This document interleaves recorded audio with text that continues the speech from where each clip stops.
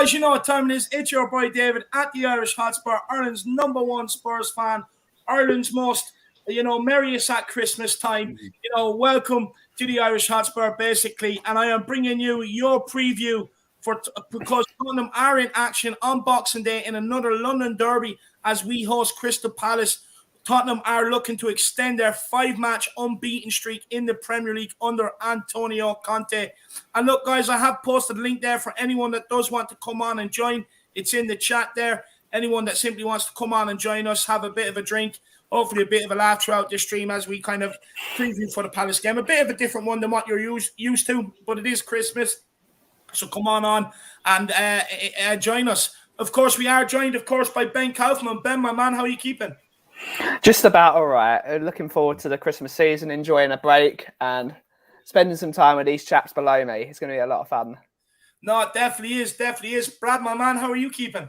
I was okay until yesterday, where a friend of mine said that he tested positive for COVID and that I should get a test too. And I got a test and I was positive. So I've got to isolate now for a few days. But I actually feel okay. I've just got a bit of a sore throat and that sort of thing. So I think the vaccine has done its job. But apart from that, I'm really, really good. Really looking forward to this. And I'd like to wish everyone a really happy Christmas. The channels are doing what we're doing.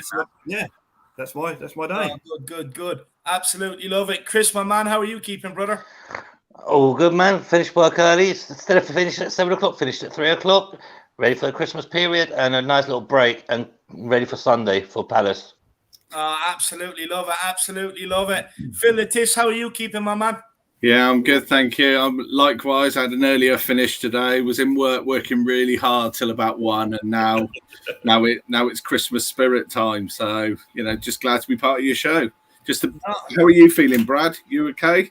Yeah, no, I'm fine. It's just a sore throat, Yeah. cough. Nose is a bit runny, legs like a little bit, but no, I feel fine. Just unfortunate that the one last thing I had to get through before Christmas was the game on Wednesday night, and of course everyone's there, sort of drinking and chatting, and so just one of those things. But I'm lucky. I mean, my heart goes out to poor old Bob. He got the really bad version of it. I've got the new, less bad version of it, and it at the moment anyway, it's okay. So hopefully I'll be okay. And yeah. You're a warrior, Brad. You'll fight it off. Not a bother to you, my man. Not a bother. Yeah. Dermot, how are you keeping, my man? I am fine. Full of Christmas spirit. Can't wait for Mrs. Santa to come and see me tonight. Not Mrs. Santa, Mrs. Santa. That's who's coming tonight. Red panty night tonight, Dermot. I'd say big yourself up. Good to have you on. Look, let's get on another channel legend, and it's Mr. Philip Brady. Hi, Philip. I got released from the kitchen sink for half an hour, so I'm here. Happy days. Well, look, we'll give a quick run through. How you doing, lads? How are you, Philip? Merry Christmas to you, Philip. Good. Merry Christmas, Brad, Philip. Okay? Merry Crimbo. Merry Christmas. Are you okay, Brad? I hear you've got the dreaded bug. Yeah, I was just saying to Phil, just a sore throat, nose a little bit runny, but I'm okay. It's just one of those things. Just frustrating that my Christmas dinner yesterday has had to be. Well, I can't go round to my friend's house, but he's going to bring it round to me. So like Meals on Wheels tomorrow. So yeah, you probably won't have won't taste it anyway. Your taste is supposed to go. Oh no, but it's the Omicron one, which doesn't affect your taste buds. It's right, okay, yeah. That's good. The symptoms are just like a normal cold. So that's what happens. People think they've got a cold, and they've actually got the COVID.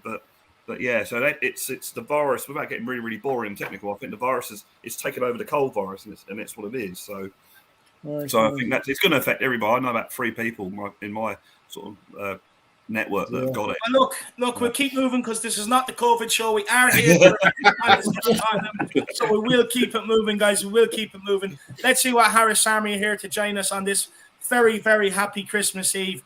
We have Sue Smith. She says, Merry Christmas, David, Jack, and friends. May the new year bring you health and happiness. And look, I have gone rogue on this one. I didn't even tell Jack I was doing it today at this time. He is still asleep because he's 8 hours behind us, so he is. So he might wake up maybe at 9 p.m. and join us. We don't know. But, just in case he doesn't, Jack did want me to tell everybody to have a big Merry Christmas and a very good New Year. Chris, he's in the building early. He says, Merry Christmas, everyone. Come on, you Spurs. Come on, you Flat Cap Army. Come on, you Harris Army. Actually finished work early for a change. Absolutely love it. That's why he's here. Sue Smith is in the building. Oh, I've already read that one. Big up, Sue Smith. I hope you have a good one. Merry Christmas to you and your family. Kais is in the house. Elias, big yourself up. Merry Christmas, everyone. Hope you all have a wonderful day. And big up, everyone. Hope you have a good Christmas, Elias, and your family as well. Killian Kenny, big up, David Harris. Happy Christmas Eve to you. Killian Kenny, happy Christmas, man, again, to you and your family, brother. I hope you're keeping well. He also says, happy Christmas to everyone in the Harris Army. Come on, you Spurs. Let's win. Sunday, I'm with my mum and dad and auntie and uncle. Come on, Killian. I hope you have a good time, my man. Aidan Dartley's in the building. Hi, guys. I'm back. Finally, Merry Christmas to everyone. Aidan, happy Christmas to you, my man, and the family. I hope you have a good one. Adam, happy Christmas. Dave, Jack, and the mighty Harris Army. Adam, Merry Christmas to you, my man, and to your family as well, brother. Same to you, Dave. Tyson, happy Christmas, my man, and to you and the family. Alexander Hilton's in here. Big up, Alexander. I hope you're keeping well. Happy Christmas, my man. Derek Hutchinson, big up, David and Jack. Merry Xmas to you both, and all in the chat. Merry Xmas, Derek. I hope you have a good one, lad. Golden Cock, Merry Christmas to all the Harris Army. Steve, I hope you have a good Christmas, lad. Brad Matthews, you too, even though he's here. Big up, Brad. You have Joseph Monaghan, Nolik Shauna. Big yourself up, my man. Happy Christmas to you. Happy Christmas. And we also have Ricky V at THFC. Merry Xmas, chaps. Ricky, Merry Xmas to you, brother. I hope you're keeping well. Have a good one, my man. Same to you, Kai Balak. Chris looks like David's twin brother. No, he doesn't, lad. Not a fear of it, lad. He wishes he was my brother. Absolutely lovely. Big up, Kai. I think the drink's flown already. Catman Jess says, Merry Christmas, happy holidays to David, Jack, Brad, Ben, Chris, and all the Harris Army and Flat Cap Army. Come on, you Spurs. Big up, Catman. I hope you have a good Christmas and enjoy yourself. To you and the family, my man. Matthew Paris, big up all the way from Barbados. Come on, you Spurs. Come on, you Flat Cap Army. Matthew, have a good Christmas, brother. Merry Christmas to you and the family. Lazy A is in the building. Up the Harris Army and all of you Flat Cappers. Happy holidays and big up to this super panel of heavy hitters. I really appreciate it, Nick. Happy Christmas to you and the family, man. I hope you have a good one. And Nick, really appreciate all your help with the intros and the graphics and all throughout this year.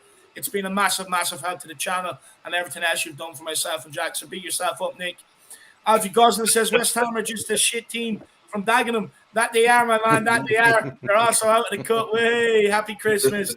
John Stokes, it's called a cold, nothing more. No, Johnny, come on. Christopher Inshaw says Merry Christmas, all. Big up, Christopher. I hope you're keeping well. Merry Christmas, my man. Truth Sets You Free says, what a panel. Let's squeeze 17 more legends in that frame to make it 24. Not now 24 on StreamYard, my man, so you're not. But big up, Truth Sets You Free. Happy Christmas to you and the family, my man. Dermot says, ladies and gentlemen, it's the main man, David Hoddle, Irish Hotspur Harris. Come on, you Harris Army, and Jack Statsman Kanicki. Come on, you Flat Cap Army. Come on, you Spurs. Merry Christmas. Merry Christmas, Dermot. Good to have you on the show, my man. Where's Kuva, by the way? I left him down in the vault area. He's searching around for something. I don't know. He might be on later. Okay, good. He better come on. He told me he was coming on. Kaguma, hello, Merry Christmas, everyone. Love your outfit, Dave. Yeah, look, I do want to say it is the only time you will ever actually see me wearing red. Just getting on the Christmas jumper and the Christmas hat for a bit of vibes. You know yourself, Kaguma, listening to Christmas songs all day long. You know, the missus had me out of bed at 8 o'clock this morning downtown to pick up the last few bits. You know, it's Christmas Eve. That's what happens. But big up, Kaguma. I hope you have a good Christmas and a happy New Year to you as well. If I don't see you, I'm pretty sure I will. You also have Letiz here. Big up, Letiz. He's on the panel as well. Alex de Figueredo, he says, Flat Cap Army. Big up, Alex. I hope you have a good Christmas, my man. And Moondog as well. Merry Xmas, guys. Merry Xmas, Moondog. Hope you have a good one to you and your family, my man. Big yourself up. But look, we will get into it because I'll give everybody everything they need to know. And then, we'll start dishing out questions to you guys. So, guys, of course, kickoff is at 3 p.m. We are at home at the Tottenham Hotspur Stadium. The referee is Jonathan Moss. Let's hope he doesn't have too much work. He can actually in the VAR room, we have Mike Dean. Again, that guy supports Tranmere or something like that, doesn't he? What a duo. Yeah, so look, if anything goes wrong, Mike Dean is the man to blame, and you could probably take that. He's probably had a few too many drinks from the day before. For you guys in the USA, if you want to watch it on TV, it is on Peacock. In Canada, it's on DAZN. And here in the UK and Ireland, it wasn't being streamed, but it is now. BT Sports have picked it up, so you can watch the game on BT Sports. I will say, guys, there will be no watch along for the game. Look, my man's working tomorrow, so I'll be spending tomorrow, Stevens' day, off with my parents, so we won't be back till about the 28th, 27th, 28th. I hope people don't mind and understand. Look, my man's been a hard worker throughout the year. She works in a nursing home and that, so she's kind of been on the front line. So I just kind of want to spend a bit of time with her this Christmas, so I hope people don't mind. And there will be no pre-match pump-up on We Are Tottenham TV. Myself, anyway, I don't know if they're going to get anyone else to do it, but I won't be doing it either. Sorry to disappoint people out there, maybe. Tottenham, of course, we are 7th in the Premier League. We played 15, won 8, drawn 2, and lost 5 with 26 points. Our last 5, we've won 3 and drawn 2, which is absolutely brilliant. Tottenham Hotspur, we are unbeaten in our last 14 matches on Boxing Day. It's the longest ongoing unbeaten run on this day by any side within the top 4 tiers of English football. If Harry Kane scores, he will match Robbie Fowler's Premier League record of 9 Boxing Day goals. Kane has scored in all of 5 of his Boxing Day Premier League appearances, the longest such scoring streak in the competition's history. He also holds the record for the best minutes per goal ratio on the 26th of December, a goal every 54 minutes, which is not bad from Harry Kane. Crystal Palace, they are 11th in the league, played 16, won 4, drawn 8, and lost 5, sitting on 20 points. Their last 5, they've only won 1, drawn 1, and lost 3. They've only actually, believe it or not, they've just won 1 of their last 6 matches, to be honest with you. They've only won once away from home all season. They have not kept a clean sheet since the start of November either. But Crystal Palace have scored 7 goals in their last 3 Premier League London derbies, as many in their previous 10 such matches. The Eagles are unbeaten in their last 4 Premier League meetings with London sides, winning 1 and drawing 3, last having a longer such run without defeat in the top flight between April and November 1990, which extended to 7 matches. So, look, Palace are not on the best of form, but they've done well in London derbies this year. Players injured. Of course, Romero's still out with his hamstring injury, and Ryan Sessegnon is also out with a hamstring injury. For Crystal Palace, Joachim Anderson is expected to return, along with Nathan Ferguson. James McCarter is out with a hamstring injury. And Vieira said they do have 1 or 2 COVID problems, but haven't kind of released the players with it. So we'll have to wait and see for that. But look, I do have questions I ask for everybody. Maybe not everyone might get to answer the same question, but one question we'll all get to answer is, Ben, we'll start with you. What's your thoughts ahead of the Palace game, lad? We've got to get one over Vieira for beating us down at their place. With their injuries, and we should be beating Palace. We showed against 2 much better sides than them that we are a very good football team now, and we should be turning them over possibly by 4. We are showing we're a very decent football team, and we should be battering them. So up the way. Spot on. Chris, what's your thoughts ahead of the game, my man? I'm expecting nothing but a win. We proved how good we are actually now, and we actually put in more running in than any other team in the league. We've gone from the 20th in the stats for running to top under Conte, so I expect nothing less than a win. Yeah, same here. Brad, what's your thoughts ahead of the game? Yeah, definitely. The last couple of games, or actually since Conte took over, we're showing signs of progression every game.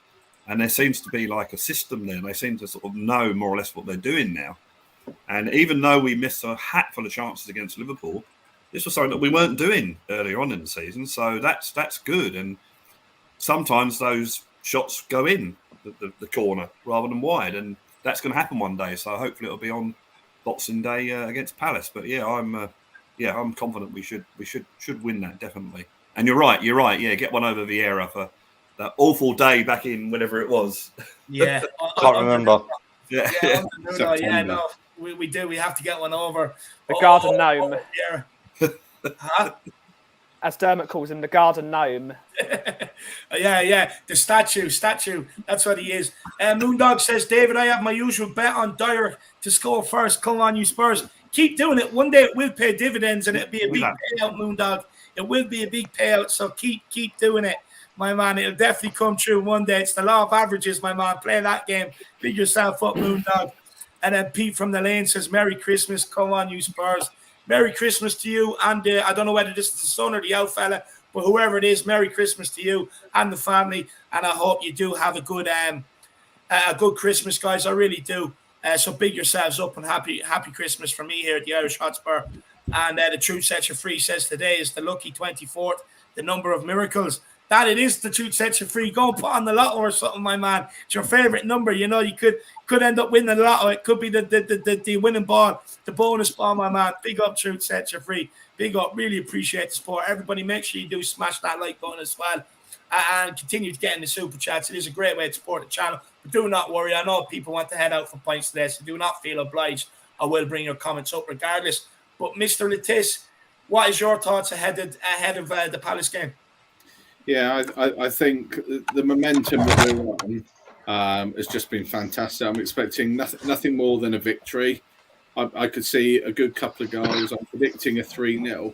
I think one of the big differences is when we watch like the West Ham game in the Liverpool, even when you go behind or the other team equalises, before this team would have just fallen apart. If we were 2-1 down in Nuno's day against Liverpool, that's it. It's game over. The only one scoring then is Liverpool. Whereas even me watching, I'm not looking at it thinking, oh my God, I'm nervous. It's like, we're going to score. We are going to score because he seems to get everything right. He seems to know when to move it forward, when to change the structure of the team and everything. So, for me, I'm confident for the whole of Christmas. Probably a little bit more nervous about January, but that's another subject. Yeah, look, we'll deal with January in about another 7 days' time. Whenever it is, I tell Matt's in school, as people can obviously tell, but whenever it comes around, it's only a few days away. We'll deal with January when it comes to it. But look, Dermot, my man, what's your thoughts, brother? We're going to win. No problem. We're going to turn up, smash them out of the park. We're going to get 9 points all over Christmas. Conte's going to be knighted in the New Year's on the list. We're going to win. We're going to win 3 cups, and then we'll let them have the league this season just on loan, and then we get them. Then we're going to smash Chelsea, smash Arsenal. We're just going to be the best league team ever. Super Spurs are back. Absolutely love it. I have to lay off the vodka. I think I've just Well, it's definitely be on the Jamie. It's everyone's early Christmas present, so it is everyone's early Christmas present. Tottenham being back. Absolutely. I've actually worn my flat cap for the first time, Dave, on your channel. But look, I'm just going to answer the phone to Jack here. The main man's actually ringing me. He might be awake. But look, Kuva, first of all, great to have you on. I'm delighted to have you on. How are you keeping and what's your thoughts ahead of the game? Oh no! You put yourself on mute. You put yourself on mute. No, I put my mute by mistake. My bad. Right, like that is it? Okay. Right. Yeah, I'll see you plan that. Yeah, blinding headache all day, but Spurs talk gets you through, doesn't it? So I think we're going to smash Palace as well. Easy payback.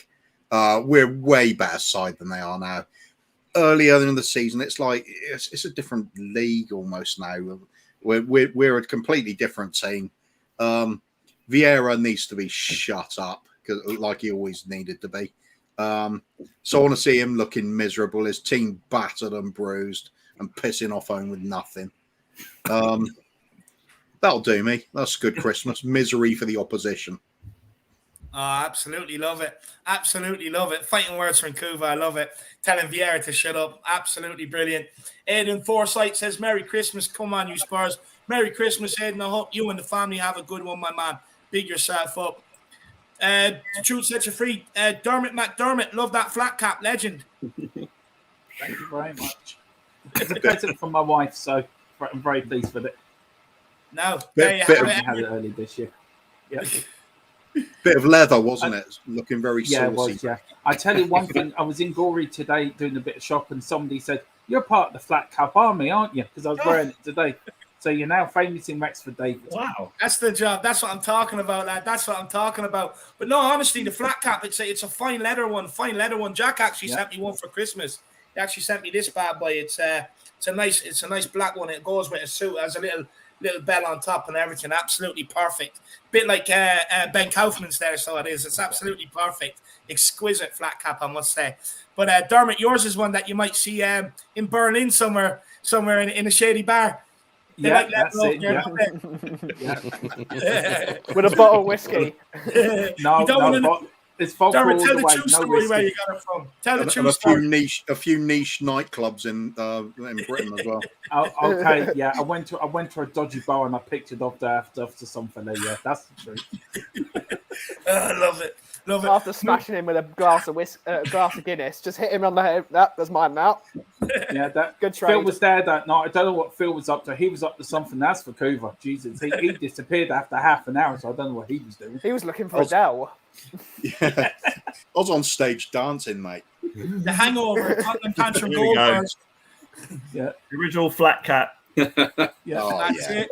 That's a baby. I might have to get my hair like that. Actually, I might actually grow my hair like that. That's cool. That's it. But Moondog is in the building. He says, "Thank you all for the great shows, David. Can I also say thank you to Dermot, Phil, and Coover for the great matches on talk on Tottenham Tantrum Gold." Yeah, guys, you can speak to Moondog first, and then I'll go after. Yeah. Just thank you so much, Moondog. We really appreciate it, and we're very humbled by what everyone's describing and everything. So thank you very much. Go on, then, Coover. Yeah, thank you, Moondog. I mean, you're regular on the channel now. We really appreciate you and all the other regular faces we see. So many here from the Irish Hotspur as well. I mean, we tend to stick it together in a big crowd now around all the channels, and it's really nice. You can slot in anywhere, have a bit of fun with whoever's channel you're on. Yeah, for me, it's obviously great to have the audience that we do and the number of subscribers, but also just a big up to Dave for a great helping hand in getting us up and running. On the back of the Irish Hotspur, it's honoured to be part of it all. So thanking you all. We've all come home to the mothership. The three of us were all home on the mothership. That's how I call you. No, look, I'll continue to say this. I mean, no need to thank me. It's the hard work that you guys put in, So, again, I've enjoyed them as well. It's got me through some, what I would say, some disasters in the kitchen when I do be cooking dinner. So, thank you very much. I really appreciate you as well. But honestly, Moondog, thank you, my man. I just want to say thank you to all the followers out there because, look, as much as you guys may thank me, this channel is absolutely nothing without you guys. And I'm going to continue to stress it. I know without people viewing in and stuff like that, it can get very, what's the word I'm looking for? You can get down about it and stuff like that. So it's you guys that really keep the shows going, that really keep the channel alive. So Moondog, thank you for your continued support throughout the year and everybody else's. It's been absolutely incredible, honestly. It's been absolutely incredible. Matthew THFC Collins, he says, big up first, Matt. I hope you're keeping well, my man. He says, what's the whole Palace prediction for the match versus Palace? Matty, come on, my man. Usually we save that to the very end. But look, since you've asked, we'll get it. Me, I'm going 3-4-0 Palace. I think we're going to turn them over and look to prove a point because they turned us over 3-0 at the start of the season. And I just have a feeling, we're going to want to stamp our authority, really stamp it, really announce that Tottenham are back.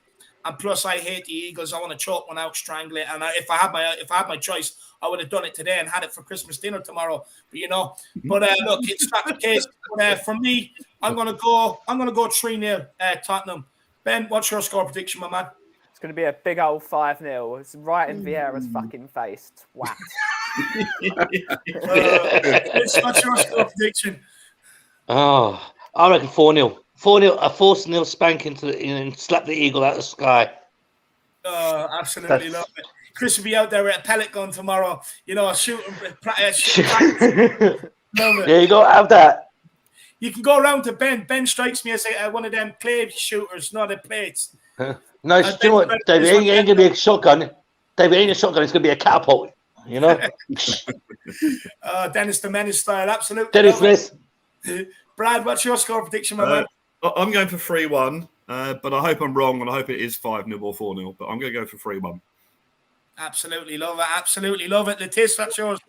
For me, 3-0. I think we'll storm into the lead, and then I think he might sort of hold it back a little bit for the upcoming games. But I think a very confident 3-0.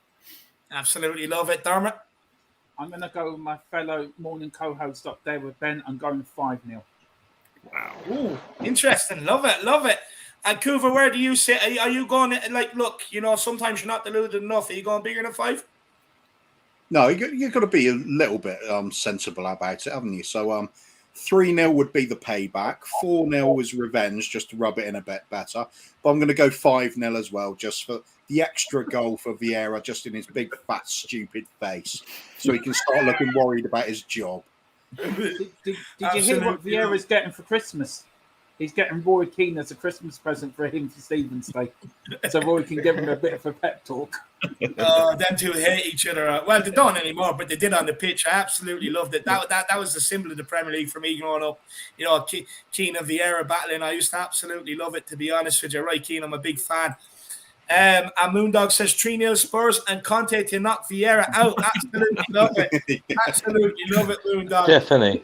Him and his hitman just headbutt. Matthew, I hope you're satisfied. You got everyone's score predictions, but Matthew, you did forget to put in your own, my man. So let me know what your score prediction is, brother. Let me know what your score prediction is. But look, we'll keep this moving, and I'll start dishing out some questions. And we'll start with Ben. Ben, Tottenham are coming off the back of a very satisfying 2-1 win over West Ham. Can we back it up with and right some wrongs, or do you think we'll be a bit tired, given it's our 3rd game within a week? I think Conte will not allow them to do what we used to do back in the day. We now have a coach that expects to win. If we do not win, there are some fuckers going on the fire come January. He expects to win. He expects nothing less than a win, and anything less than a win is not happening in his eyes. So these players have got to give it some, or they're out. They're out the door. So they'll get on the train. Yeah, absolutely spot on. Brad, same to you, my man. Like, do you see maybe Conte making many changes to the squad? Do you think he might go with the same 11 against West Ham? I found it interesting that the 11 against West Ham was different from the 11 against Liverpool. Now, whether that was because of injury or illness, or whether that was just him rotating the squad and trying to give everyone, a game and trusting in the players. What I did like about the West Ham game and the Liverpool game was that some of the players that we've had a go at, and quite rightly so, have actually played pretty well. Even Stephen Bergwijn, a goal and an assist against West Ham. So I'm hoping that that's going to be continued, because if that continues, then we're starting to get a squad together. And with a squad together, you're going to get decent results. So I think there's a load of games over this period. So as much as I'd love us to win all 4 of them, I don't think that's going to happen. But I think we'll do okay. And I think the other side of the new year, I think we'll be right up there, going for this top 4 spot. And there's no reason why we can't get it, because there's no other team at the moment looking like they're favourites for that top 4. I mean, even Chelsea now are starting to lose games or lose ground. So yeah. I think someone made the point, if we win our games in hand, we're only 3 points behind Chelsea. Yes, it's like, wow. I mean, you would never have thought about that a month ago. So yeah, I think that I don't think we'll win every game, but I think we'll get through this Christmas New Year period. Because this is what Conte is all about. It's all about consistency and doing what he wants to do. And if they do that, if they follow him, then yeah, we'll do right. Because they seem to believe him, which I don't think they believed with Nuno. I think they actually believe what he's doing.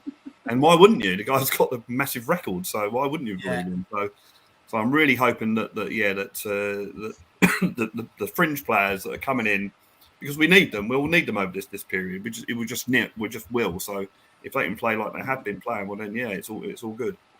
Yeah, no, it definitely is. Chris, did you see any fitness concerns for this game against Palace?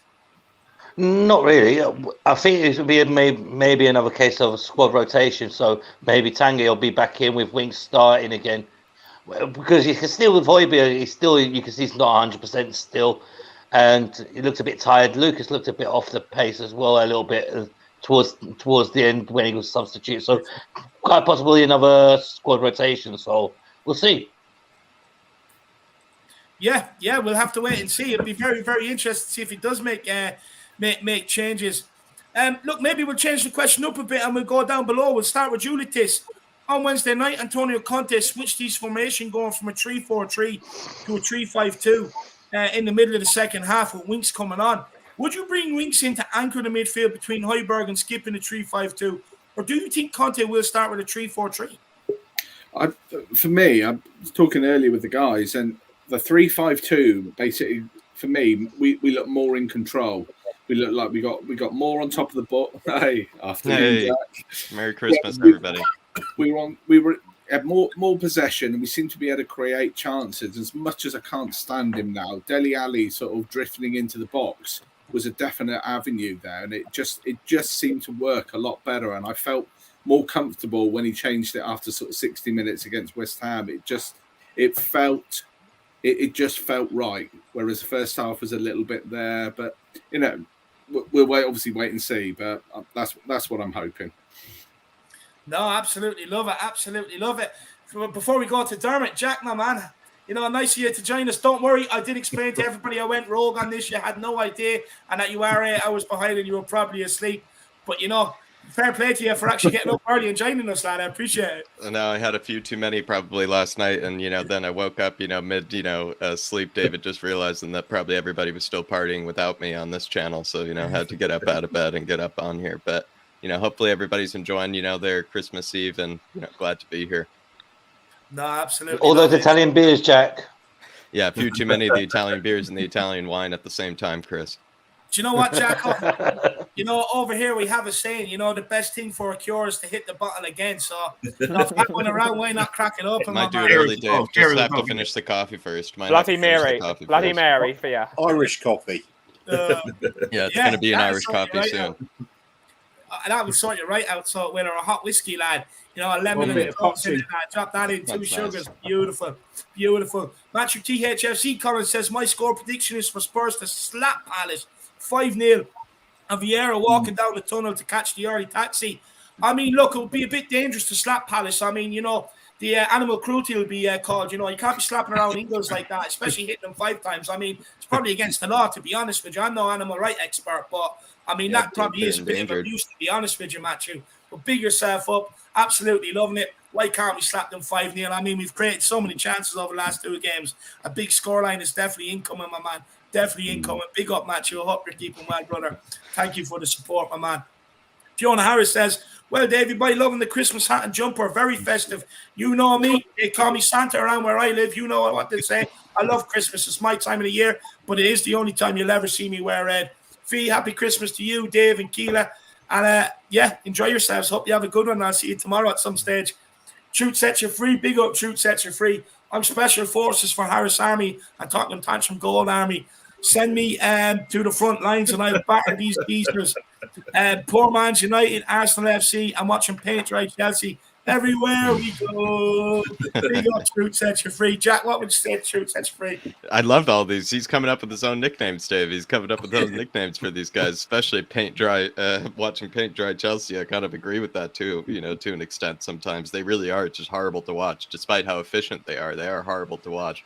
And then, of course, we know poor Man's United, and then the arse as well, Dave FC. And, what did we call him as well, Dave Sharteta, who's at the helm over there? So, I think Truth Sets Free is taking a page out of your book. Loving the nicknames. Absolutely love it. Big up, Truth Sets You Free, and really, really appreciate the support. But honestly, it is the 24th, so go and do the lottery, my man. I'm telling you, go and do the lottery, brother. Go and do it. But look, Dermot, same to you, What system do you see Conte using this game, or do you see him maybe using the combo of the 2 throughout the game? I think he might try the combo again, but whatever Conte does, I trust him. If he wanted to play the Aussie style, I still trust him. We still win. So, to me, he can do whatever he likes. We're going to win. We're going to win on Stephen's Day. There's no question. So, whatever formation he picks, we're going to win anyway. So, just turn up. Turn up, win, and go home. A few beers. Happy days. Are we going to send the Eagles to Hotel California? That's what I want to know. I don't deserve it. Wouldn't be Brad without having something to do with music. Absolutely love it. Absolutely love it. But Kuva, same to you. Do you see us maybe starting with a 3-5-2 or playing a 3-4-3? Because against Liverpool it was more or less a 3-5-2, but against West Ham he shocked us all and went back to 3-4-3. I think it's a case of Lucas Moura. If he's fully fit, I can see the temptation of starting with a 3-4-3 because it's a more natural balance if you've got Moura and Sonny playing with Game. Temptation would be 3-5-2 though. It's the Italians' version of a 4-4-2 for us, isn't it?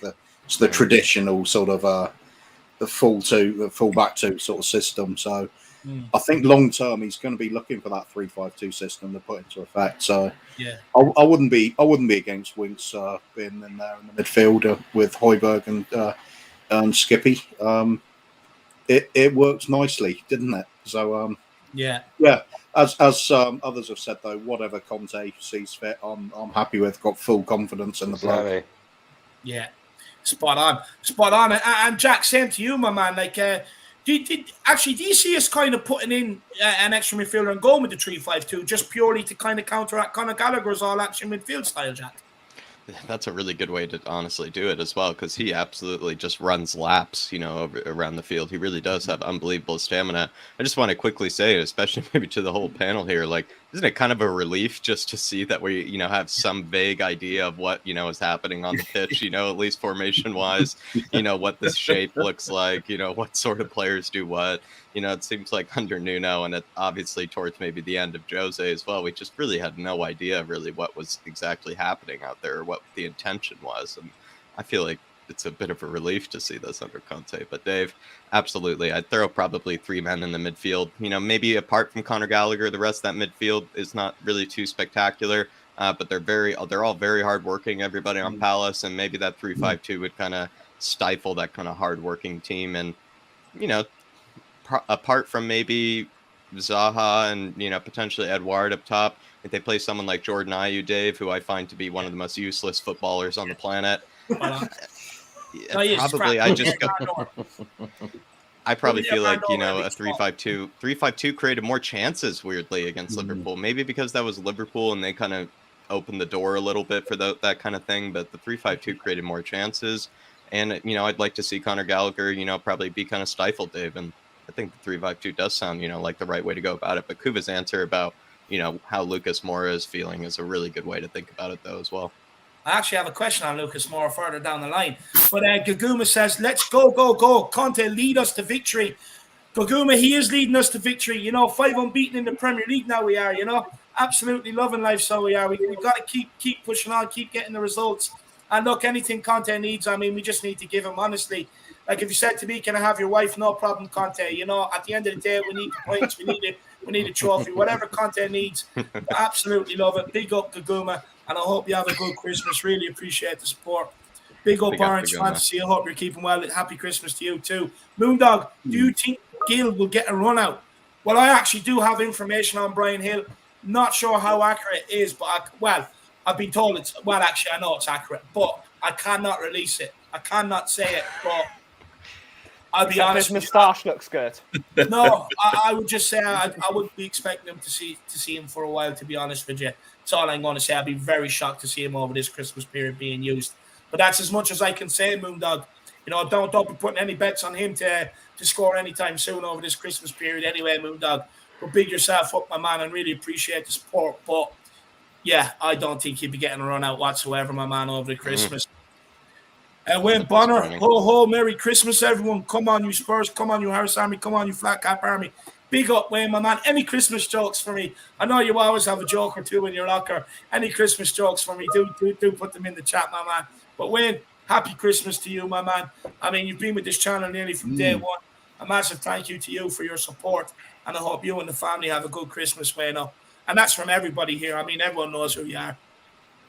Big up, Bueno. Absolute legend. And also Gaguma, really big up for the big one as well. Really big yourselves up. But Dave, that's a bit sad with the Brian Hill information. I don't think we should dive too much into it because it sounded like there was a gun to your head, while you were saying that. But, it seems like, the Brian Hill information, that's really a bit disappointing, to be honest. Yeah, no, it is. I can't really say too much on it. I don't want to either. But as far as I'm aware, he's just he won't be ready for a little bit. But look, we'll move on. Jack, maybe what you were talking about is how nice it is to have a plan B. Yeah. Seriously, and anybody maybe else can easily touch on it, but I would just quickly say it's just the fact that having some sense of semblance of what maybe, an idea is out there. We know how Antonio Conte wants his teams to set up. It's nice to see that we're also working harder and, covering more distance than any other team in the Premier League at this moment in time. We're just kind of seeing, semblances of kind of what his ideas are, what his philosophy is. And I feel like, I don't know about you guys, it feels like it's been a while since maybe Definitely. we've been able to do that. I mean, Chris, yeah, take it away from me. I mean, what do you feel like? Is it nice that we have some idea of what's happening? Finally, yes, it is. Because after months of watching Nuno paint dry, it was like you didn't know what to expect. You're like, is he going to attack? Is he going to defend? Is he going to counter? Is he going to? And you're like, it's like he just stood there scratching his beard, like, I ain't got a clue. But now you've got Conte going crazy on the sidelines, so you know exactly what we're expecting. You can see by Conte's body language what he wants us to do. There's no beard for But him to be, toiling. Then you've got around with. Nuno. You've got Nuno just going, well, I don't know what to do. Probably thinking, I how the don't hell did I know. get this job? How did I? I can't believe I'm here. Yeah. I'm in the Tottenham Hotspur Stadium. I'm in the Tottenham Hotspur Stadium. I can't believe it. But I ain't got a clue. Apply for the job. Never thought I'd get it. But wow. Did he always look like Chris? He's kind of a guy who always looks like he feels like he left the oven on or something at home, kind of face, kind of, making sure. I think he thought him. Yeah, he thought he must have thought, oh shit, I've left something in Wolverhampton. I better go back and get it. Can I have my old job back? Can I have it back, please? Nope. The lads tuning in, I'll be ready for 7. So I'll be ready for 7. Don't worry about that. But lads, anyone else want to touch on how nice it is to actually have a different formation or different way of playing in a game when things maybe aren't going so well, like we did against West Ham, where we kind of killed the game, for 10, 15 minutes and took the sting out of it for a little while. It's actually nice that. Sorry. No, go on, Phil. All right, I'll go for it. I just thought Wednesday against West Ham is, he changed it around at the end, and it just felt that, he'd made a professional decision that just went, you know what, we've got enough here to keep it at 2-1. We didn't ever feel under pressure. You didn't really feel that at any point they were going to come back at you and do anything. But the biggest thing is when the opposition score or they go ahead, none of the heads drop because they know that there's a plan in place. And if that plan doesn't work, they're going to go and do something different. So you're not watching it as nervous as we have been over the last 3 or 4 years, thinking, oh my God, yeah, we're 1-0 up. That's okay. We need another 3 goals. We don't. We just go, we scored. If they come back at us, and both times those goals against West Ham and Liverpool, we've gone ahead very quickly after that, which really says that they've got that ability to be able to step on it and move and change, which is great, really good. Yeah. I mean, it's lovely to have a manager who knows what he's doing. I mean, as Chris said, Nuno standing there. I think Nuno must have been knocked out or drunk when he took that job. Didn't really woke up. Do you know when you're drunk and you wake up somewhere for that few minutes and think, where am I? That was Nuno. I mean, he didn't have a plan A. He had a plan minus A, B, C, D backwards. I mean, I don't think he ever managed a team before. So I think he should go back to being a garden gnome, just standing there in the garden with his little fishing rod and just make his money at that because he cannot manage a football team. Levy probably has him in his garden acting as a statue right now as we speak, Dermot. Levy's probably kicking them all the way around the goal. Get back to that. The hitman's taken Nuno. We don't know where he is. Yeah. I think Dele Alli might be going the same way, Chris, as well. The boot's open. Yeah. Might as well stick to in there. We've got a PlayStation for your Dele and Hero Fortnite. Just go in there. You'll be quite safe. It's in there. Yeah. Dele, we've got a present for you. Just get in. Yeah.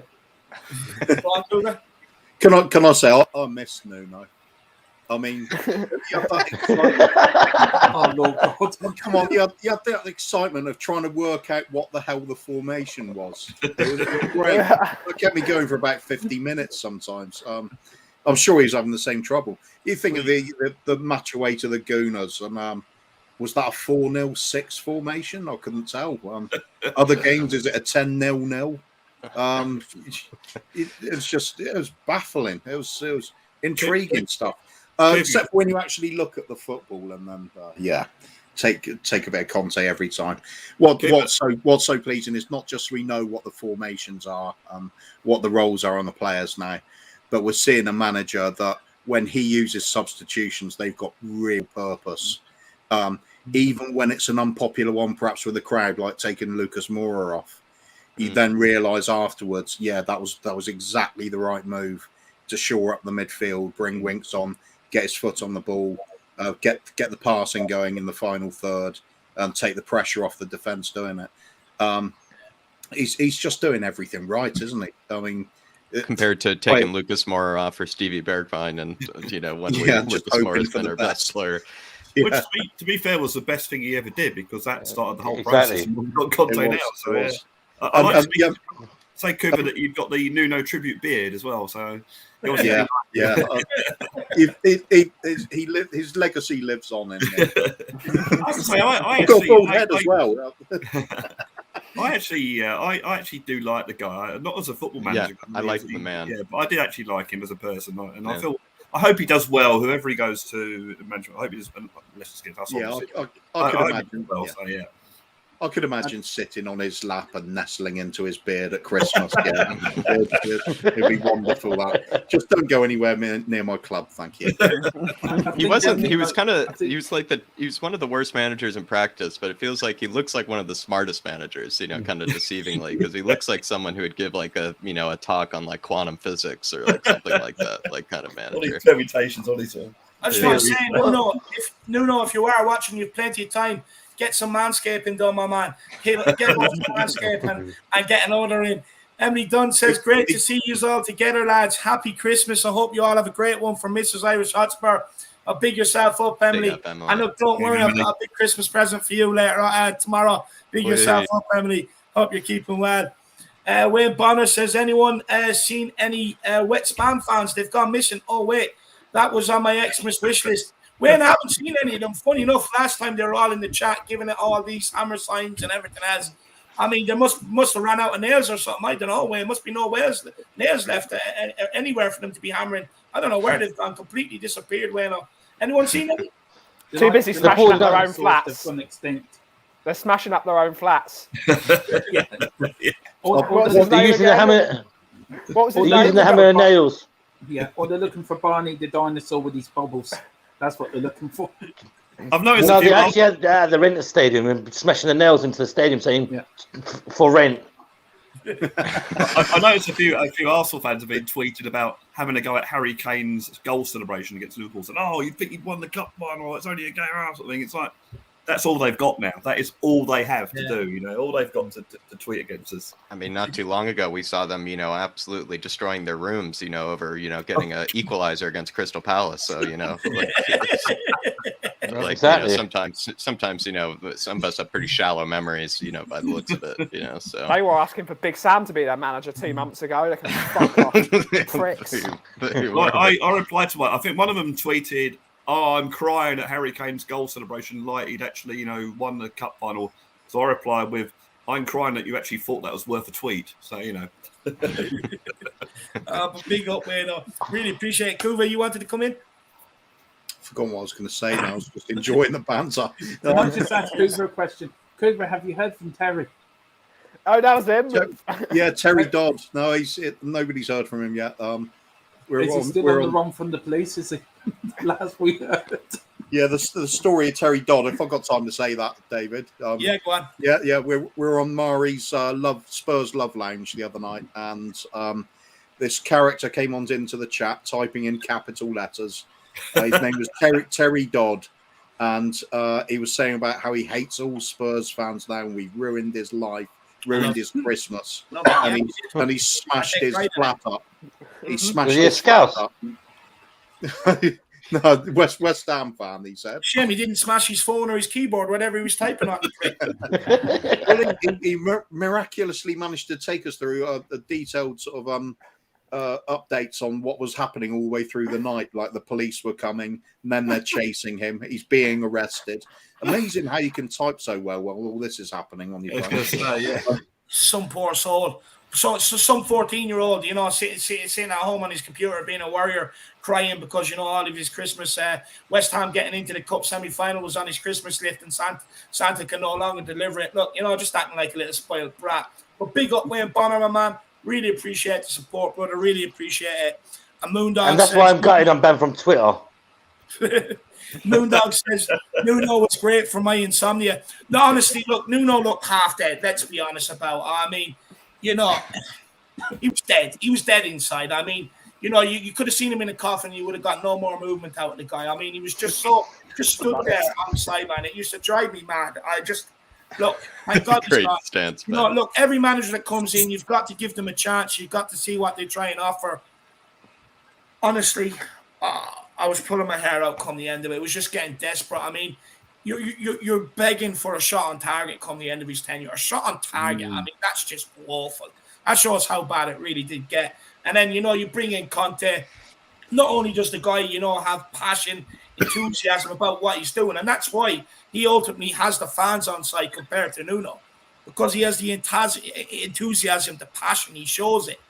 And then as well, you know, he just comes with a plan B.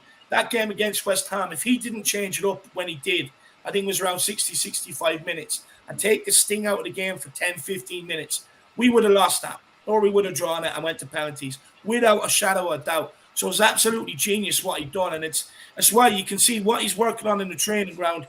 It's being implemented into the matches the way we were able to more or less seamlessly go from the 3-4-3 into the 3-5-2. So, I mean, absolutely, we have Conte now. He's a brilliant manager, and he's definitely going to win us things, that's for sure. But big up Moondog, my man. Really appreciate the support. I have a good question maybe for, you know, the panel here, and maybe we could just go around, you know, maybe just we could start with Ben. You know, we kind of have made a lot of jokes maybe, and maybe because this will be a funny one to talk about, you know, the cult maybe kind of hero of, you know, maybe the Spurs dressing room is maybe the hitman. And I'm just kind of curious, you know, Ben, who do you actually think the hitman is? You know, what is his role in the side? Because he even stands behind the players, you know, when they exit out the tunnel. He seems to be like a chauffeur / bodyguard / hitman / you know, like cultural relations person. You know, it's hard to even tell what his role is. I mean, who, like, you know, what are your theories on the hitman? I think he's a fitness guy, isn't he? Because he's been there for a while. It's not like he's new. He was there under Poch. He was there under New. He's been there a while, so he must be a fitness guy. Must be just Conte seen the fuck and think, right, this guy looks hard. I'm putting him in my team. I'm just getting him to stand up against people. This guy's intimidating as hell. He's gonna skin cats like the guy from Snatch. It's just gonna skin you like a pig. He looks like put him in a dark suit. Put him in a dark suit and just put him behind the players. Put a flat cap on him. He's fucking intimidating. Oh yeah. Chris, any theories on the hitman? I thought he actually looked like Daniel Levy's psychotic twin brother. To be honest with you, when I look at him, I'm like, fuck, you know, look at him. Just standing like, if you don't run, I'm gonna fucking hit you.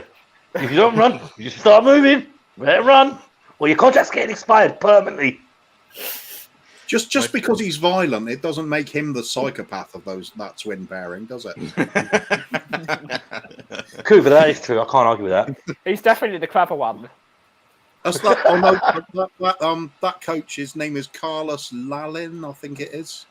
Yeah, he's been with us quite a while, but he's stepping up now because you've got to have a hitman named Carlos, haven't you? It's one of them guys, though, you can see he commands respect. He's one of them guys where all he has to do is throw a look and people will fall in line. You know, you can tell already he's that sort of guy. He's just stone cold. There's no emotion out of him whatsoever. You win, he still looks the same. You lose, he still looks the same. And then you just see him walking down the tunnel. You're like, oh, my God, I fear for some of them players in that changing room. Oh, he's dangerous, this guy, I'm telling you. He's Conte's enforcer. Anyone that don't want to run about, you know, he sets them on him. It's like the players don't know whether it's their trainer or get an autograph because he was on UFC 97 or something. I'd say this guy in Ndombele, I'd say it's like Tom and Jerry around the training ground. I would say, you know, trying to get Ndombele to do anything. My favorite thing is when he stares out into the distance after any match as well. It's like he's like looking for like somebody in the crowd in particular as well. You know? He just stares into the distance. Great eyesight at five people in the crowd. What do they call it? The 1,000-yard stare of the war veteran. I swear, he just looks like he has a switch on the back of his head that you just need to turn or something like that. That's another reason. That's another reason why West Ham fans are jealous, because this guy has the 1,000-yard stare and they have to sit there with binoculars all the time. That's why they're so angry. I swear when Dele sees him and Ndombele sees him, that's why Ndombele goes hiding when he goes on the pitch, because he knows he's trying to hide from the hitman. If I hide behind this player now, he can't see me. And then he's looking and thinking, "Don't take me off! Don't take me off!" He's going to take me into that torture change room again. Now he goes in there, get into that hole, and stay there, Deli. You have to worry when they go to. You have to worry when in the dressing room he walks in and they start playing the "Stuck in the Middle of You" music, from that film, wasn't it? I bet you every time he walks in, they play the Undertaker music. Do you know the Undertaker? Every time he walks in. All the lights go out. All the lights go out in the dressing room. And Dombele's trying. Yeah. Yeah, and Dombele's probably trying to run around the pitch to escape the red dot chasing him. Oh, I love it. I love it. But look, we will keep this moving. Now, one thing I do want to talk about, we have all been lads, I've got to disappear. I've got guests showed up, so I better go. All right. All right, so I'll see you. Merry Christmas, everybody. Christmas, Chris. See you, Chris. Okay, mate. See you, mate. Merry Christmas, Chris. Before we do, Gaguma with the super sticker, I'll just go and check what that is now. I can check for you, Dave. Jack was checking. She's already on Christmas Day. She's already had a sneaky open of some presents. Wow. I think it's her second favorite one, Dave, but it's that adorable kind of, cat, with kind of the rosy red cheeks, which I probably, to be fair, kind of had this morning, waking up this early. But, the cat that goes, with the rosy red cheeks, David, just basically in awe of the whole beautiful panel that we have today. So big yourself up, Gogama. Big yourself up. Absolutely love it. Big up, Gogama. There is Jack Merry here in the background. It says device not connected. I don't know what's going on here, Jack. It won't let me add you in for some reason. Jack, you can try there, but it's not giving me the option. Yeah, no, Jack, it's not letting me either. Maybe reconnect, Jack. Maybe reconnect if you go out and reconnect back in. Guys, one thing I do want to talk about is we have all been raving about our back line. Davinson Sanchez, but for me, he's still no stranger to blunders. And in midweek, it was Eric Dyer who single-handedly gifted West Ham a goal. Both players still offer more bad than good, in my opinion. And against West Ham, we even struggled to compete in the air. And that's something I've seen with these guys, that teams can get balls into the box and we're being bullied in the air the whole time. How do we adapt to stop this from happening? And if we don't cut out these avoidable mistakes, will Conte's system end up having to change or fail to end up suiting and adapting to our defence? Tough question there. Oh, can I go for that one? Yeah, let me have a swig of vodka here and I'll think about it. Calm down, Dermot. Save it for tomorrow. You'll never last. No, I'm letting loose now. Yeah, I've got a theory about Eric Dyer. Well, it's not so much of a theory, but I'll put it to everybody else. Do you think he's just really unlucky? Because it seems that he makes one mistake and it's a goal.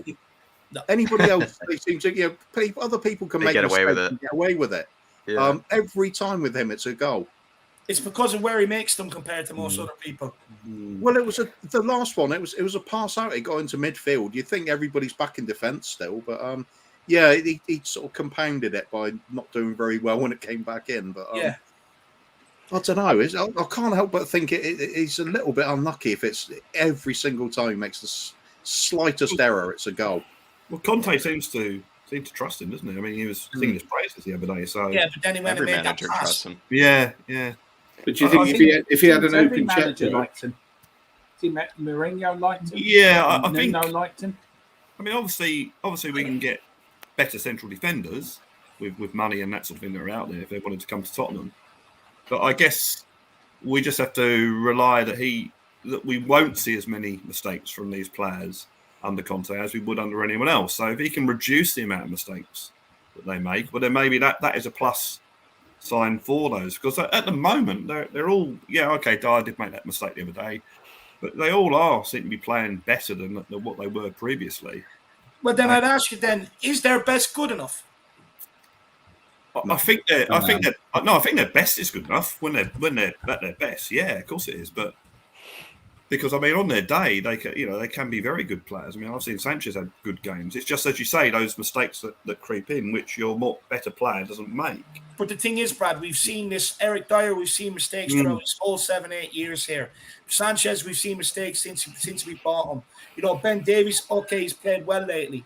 But the thing is, ultimately, he will end up making some mistakes. But my point is when you're like, they're prone to an howler. They could have a great game one week and a crap game the next week. But that game that they could be crap could be against one of the top 4 opponents that you need to beat to be able to get in the team.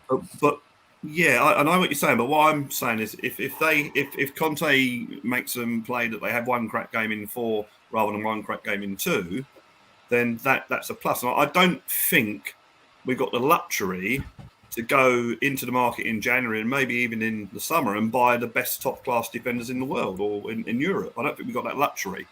We did okay with Romero. I'm not asking for top world class defenders. I mean, we bought Romero and he became world class as he was in the team at Tottenham. Like, do you think there is better out there that we can go and get? Like, the reason why they're still here is because we couldn't sell them. We have to remember that.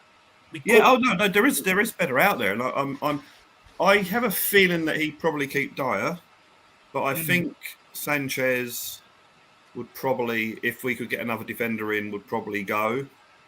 Because let's face it, we haven't heard him say anything about Sanchez. I think Davis has improved. Yeah. And at the moment, left-sided centre-back is quite a hard position to fill.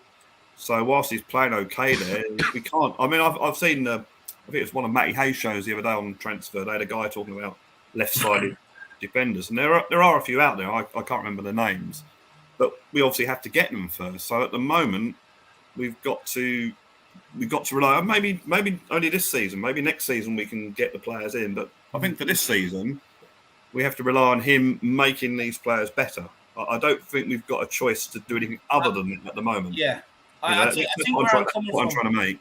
Yeah, I think where I'm coming from on this is that, look, I see a lot of people like. Look, me included sometimes during games and that, but, they're starting to believe maybe we don't have to sell Dyer, we don't have to sell Sanchez, we don't have to bring in replacements. For me, look, I agree with you, maybe until January or to the end of the season, get the best out of them. Yeah. But I don't think we should stop looking in the market. No. Yeah. No, don't get me wrong. The thing I used to do, and I used to do it on Pochettino as well, I used to think the best 11...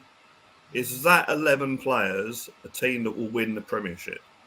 And quite honestly, the current 11 players we've got at the moment, no, they wouldn't. Yeah. Would Spurs win the Premiership with Dyer and Davis as the 2 centre-backs and Romero? No, we wouldn't. So this is the point I'm trying to make. We do have to look at replacement, because I think we have to. You always have to get better and better and better. That's how the big teams do it. That's how your Fergusons of this world would become successful. You used to replace players with better players. And to be fair, we did that under Pochettino. If you look at our central midfielders, like I think we had Mason and I can't remember the other guy. Bentaleb in the first season, and then we replaced them with, I think it was Dyer, or we converted Dyer into a central midfielder, and another player. Did we get in Capoue? And then we had Wanyama, and so we actually improved it every season. We improved that setup. And I think that's what we have to do now. So, I agree that the players at the moment, some of the players aren't good enough if we want to go right to the very, very top. They might be good enough to win a cup, but if we want to go right to the very top, which is consistency over a whole season, Bill Nicholson once actually said when Spurs won the double, he said that he was okay with winning the league because he knew that he had a good enough team over 42 games, as it was in those days, that over 42 games would be consistent enough to win the league. He knew he could rely on that team. I don't think we can rely on this team being as consistent over 38 games to win the league. But his problem was the cup, because he said that on the cup, it can be a one-off game and you play badly and you're out the cup. So that's why that's what worried him during the double season. We've got it in a sort of a reverse thing where we're thinking, well, we can do it on the day and win a cup, but over the whole season, we probably aren't good enough at the moment to do it. But we definitely need to it's look just at my fear that this defence, Conte will improve it, but it's going to have its ceiling. And it could end up costing us again, for instance, a Carabao Cup final, could end up costing us top 4. And that is just my concern, that maybe I do think in January we probably should look at bringing one in. Because definitely. No, I totally agree.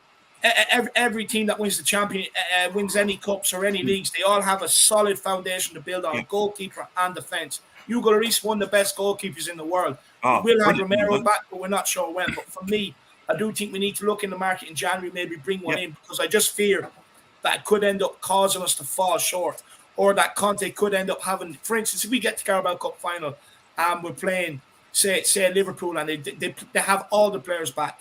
My fear is that Conte will have to sacrifice some of our attacking play to help out the defence, and then it just comes to a point where you're kind of just sitting back for the whole game and you're not showing your true representation. Because, look, as much as it was a great result against Liverpool, they had no Van Dijk, no Fabinho. Fabinho protects that back four, and Van Dijk protects all the space that's left in behind Alexander-Arnold all the time. But if they are back and we do get them in the Carabao Cup final, we have to get over Chelsea first. If we do get them in the Carabao Cup final, for me, they are going to be back. And with Conte knowing the weaknesses that are back, is he going to sacrifice one of the attacking players or one of the midfielders to protect the back line and stuff like that? And I don't want that to be the case. Speaking of world class, though, can we win we were saying, is a Premier League winning team, have, Eric Van Dyer in it? I guess, we were kind of saying no, but, would Ben Davies, be a part of a Premier League winning side? Ben Davies, the new world class defender in the 11. See, you could get away with like a Ben Davies and a Dyer or a Dyer if you had the right other players around them. Yeah, if you totally had agree. better Totally centre agree. backs beside them, you could get away with having a sort of weak link, if you like, in one of them positions, Who was the centre back when Liverpool won the title? Because we all know how good Van Dijk is, but who was their other player? Because I don't think he's Gomez, wasn't it? I don't think Yeah, it was Gomez. Was he not injured for a while that season? I think Joe Gomez was fit that entire season. Yeah, but what I'm saying is they had two good fullbacks. Although Robertson's a bit of we all know what Robertson's like, but they had two decent fullbacks. Yeah, that's what. Yeah, I was thinking the word beginning with C and ending with T, I think their central defender wasn't, from memory, on the same class as Van Dijk. So you're right. Yeah, I think if you play for it at the back, and presumably he's going to, you've got those two really good centre backs there. You can get away with a Dyer or Davis. But the thing is, with Liverpool, they had two world-class fullbacks and a world-class centre-back. So you're going to get away with having whoever slots in beside the whole time, because everyone else is making up for it. And that's where we need to get to at Tottenham. But also with Liverpool, they had a great team ethic, which I think Conte is going to build into Tottenham. And that, I think, is really, I think it's an Australian saying. I've probably said this many, many times before, but a champion team will beat a team of champions. And I think that's very relevant. I think Conte will get that with Tottenham eventually. It might not be this season, but he's done this in 7 weeks. We're talking about getting top 4 and winning the cup final, and he's only been there 7 weeks. Yeah. So what's he going to, given 7 months and the transfer window and... Yeah. Oh, we lose. The chat's loving you, Brad. The chat is loving you. They're thinking, you're the philosopher right now, Brad. Giving these answers, man. We'll open it up to everybody else out there. And the reason why I say, do you think it'll end up costing Conte's system, is because it could be Dyer 1 week, Sanchez the next week, could be Davies the next week, and ultimately, eventually that will have a knock-on effect in a negative term. Anyone else have their opinion on it?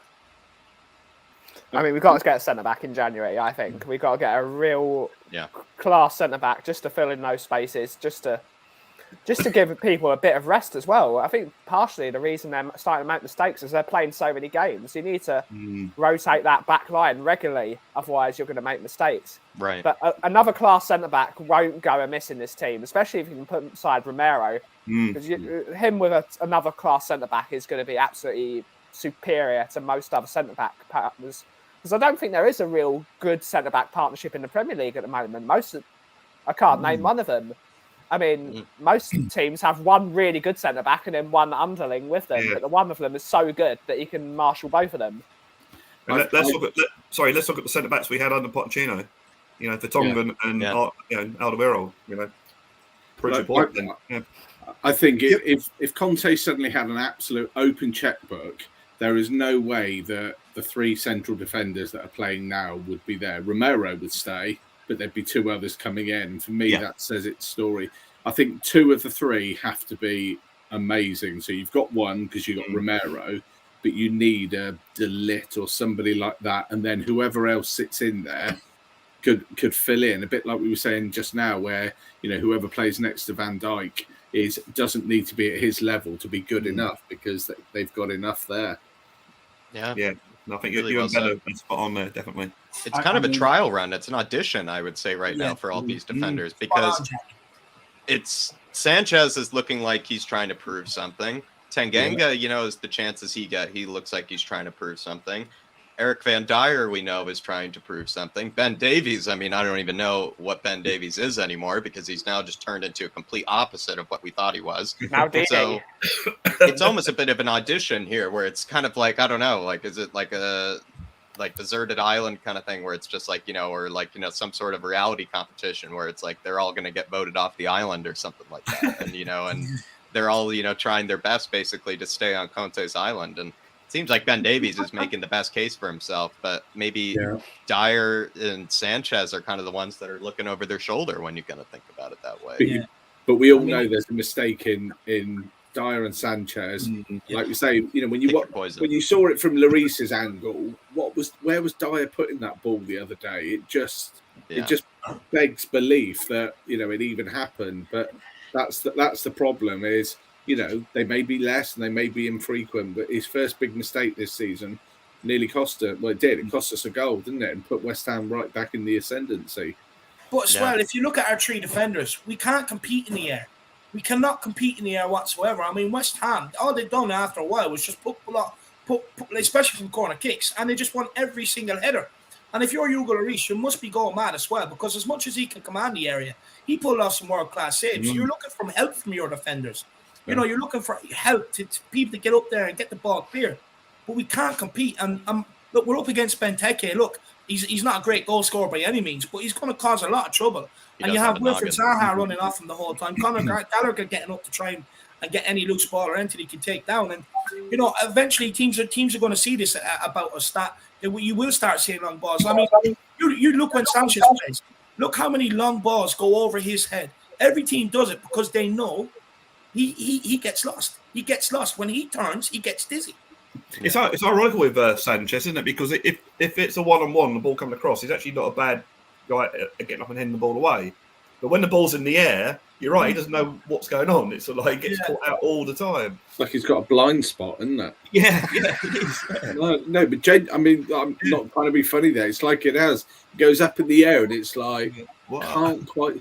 It's like, is that the moon? Is it a floodlight? Oh, no, it is a football. You know, it's like... spot on. He's the definition of ball watching, though, Sanchez is, because they're even the goal that we conceded to Liverpool, the first one we conceded that Jota, you know, scored. You can actually, if you follow Sanchez, he makes an initial mistake that kind of leads to, you know, Liverpool getting it up the pitch. And then he kind of switches off yet again after making a mistake, where then he just kind of watches Jota, you know, make a run across him. He has all the time in the world to get in front of it, and he still doesn't. And kind of think about it, you know, Sanchez, he is kind of the definition of a ball watcher, where if you give him, or like ADHD defending, or like, say, you know, something like that, where it's just a bit kind of, I don't know, just he switches off just so easily at times. He really does. So I don't know. I think he's just the definition of a distracted defender at times. You need to like dangle a toy in front of him at all times, you know, to make sure that, you know, he's still all there. Same thing with Dyer, though, to a degree. Like Dyer will switch off at times and just be ball watching and just watching the game in front of him.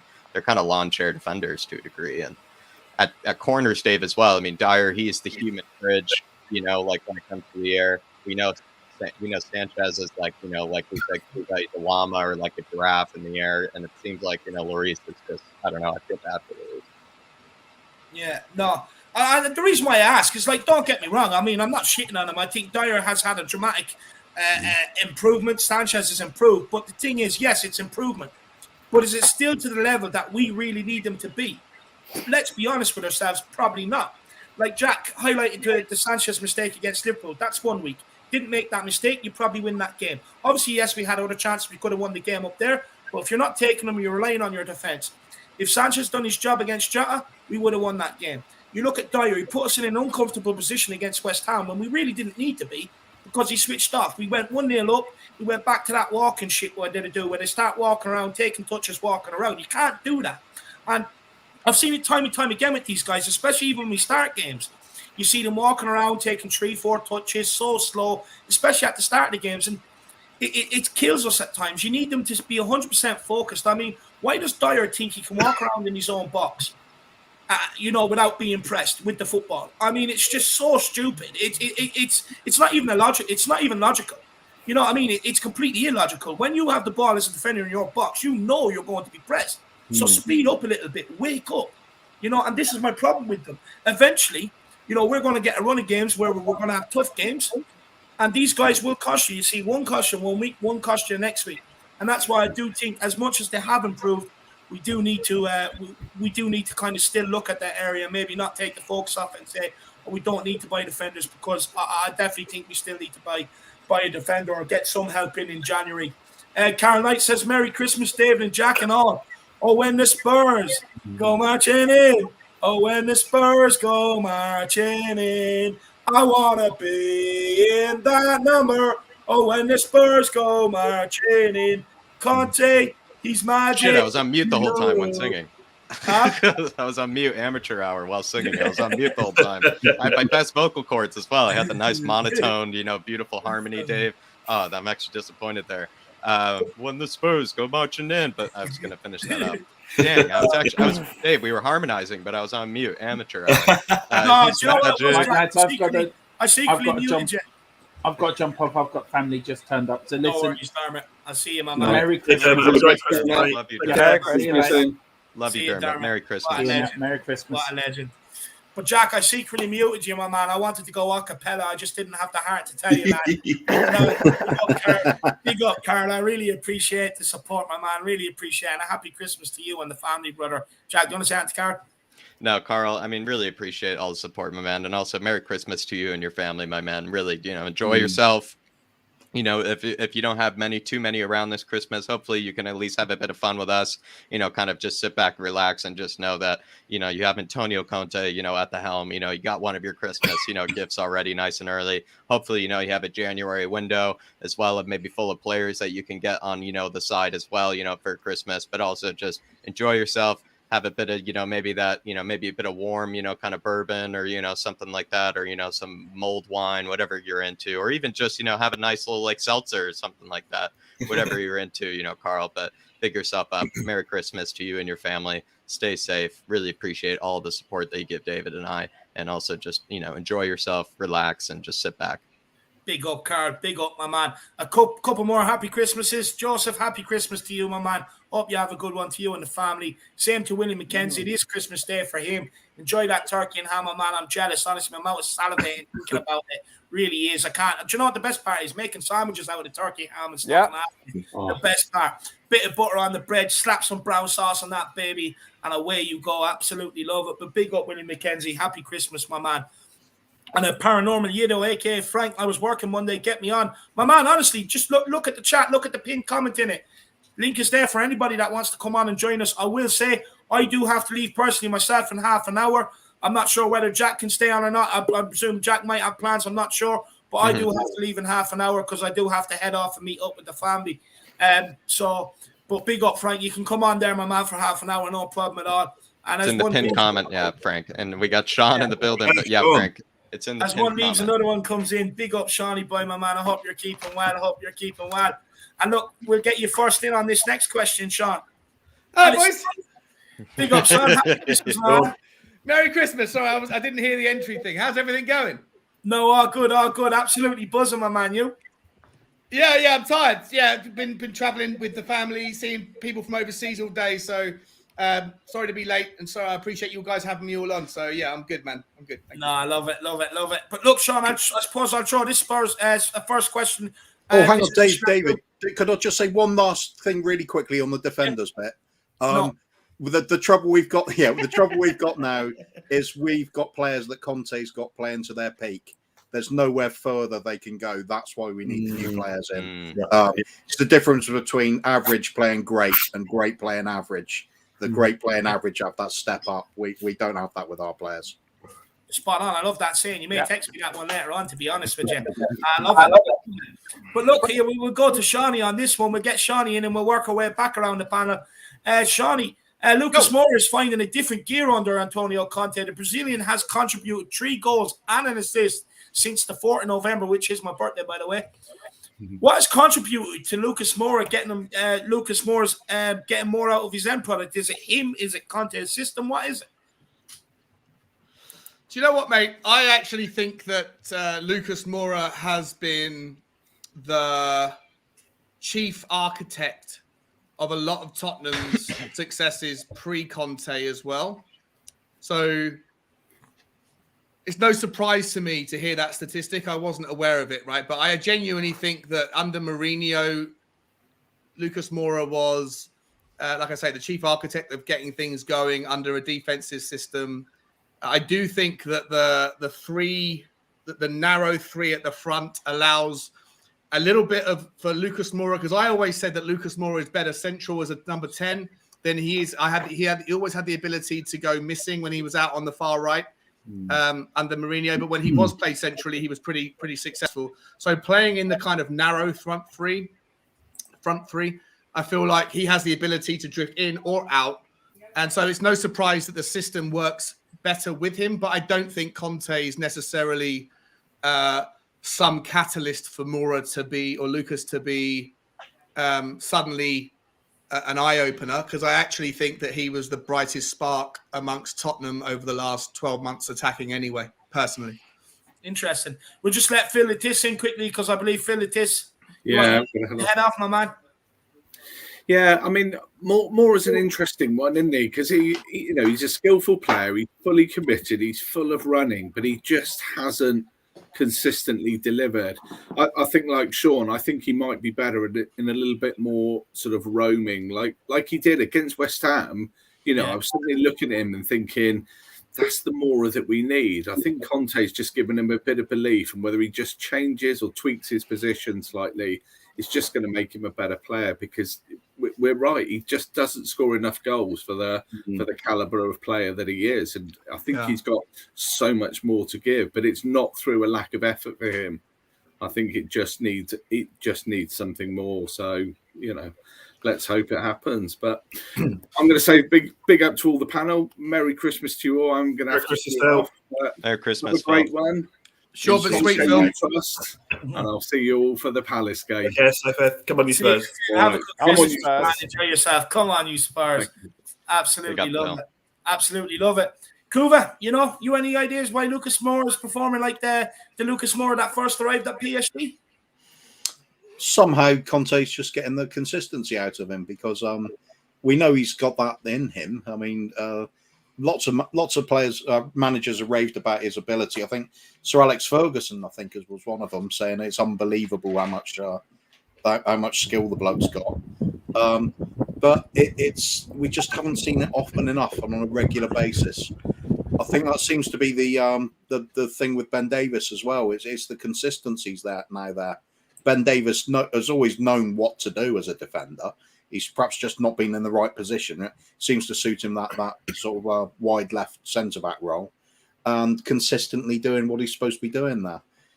It's Conte just levelling things out on players that have got the ability to start with, and raising the other ones up to a higher level. It's working well. I think again though, with Moura, you're not going to get that sort of world beater that we're all hoping for. It's just going to be a good overall team sort of performance with him. Mind you, if he smashes in worldies like the other week, then perhaps we will be talking that way. Yeah, absolutely spot on. Love it. Faz Radfar says the need for a plus goal difference on Sunday. Merry Xmas all. No, definitely, Faz. We definitely need to get the goals. Because look, it could come down to goal difference for top four. Who knows? So we definitely want to be on the right side of that, and we've created plenty of chances. So let's now start taking them, my man. But big up, Faz. Really appreciate the support, brother. Really appreciate the support. And make Moura a wing back. Make Lucas Moura a wing back, says Frank. Yeah. Do you reckon, Frank? I'm not sure about that. 3-5-2. Look what we did to Liverpool. Okay, we had no Lucas Moura. All right. Yeah. Conte can make him into a wing back, not a full back now. An incoming midfield wing back.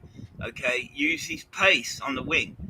Okay, it will destroy the right hand side of the defense with him coming inwards and attacking. It will misshape them completely and give Son and Kane more space, more direction. I just feel like Lucas is like in Neverland when it comes to being a winger.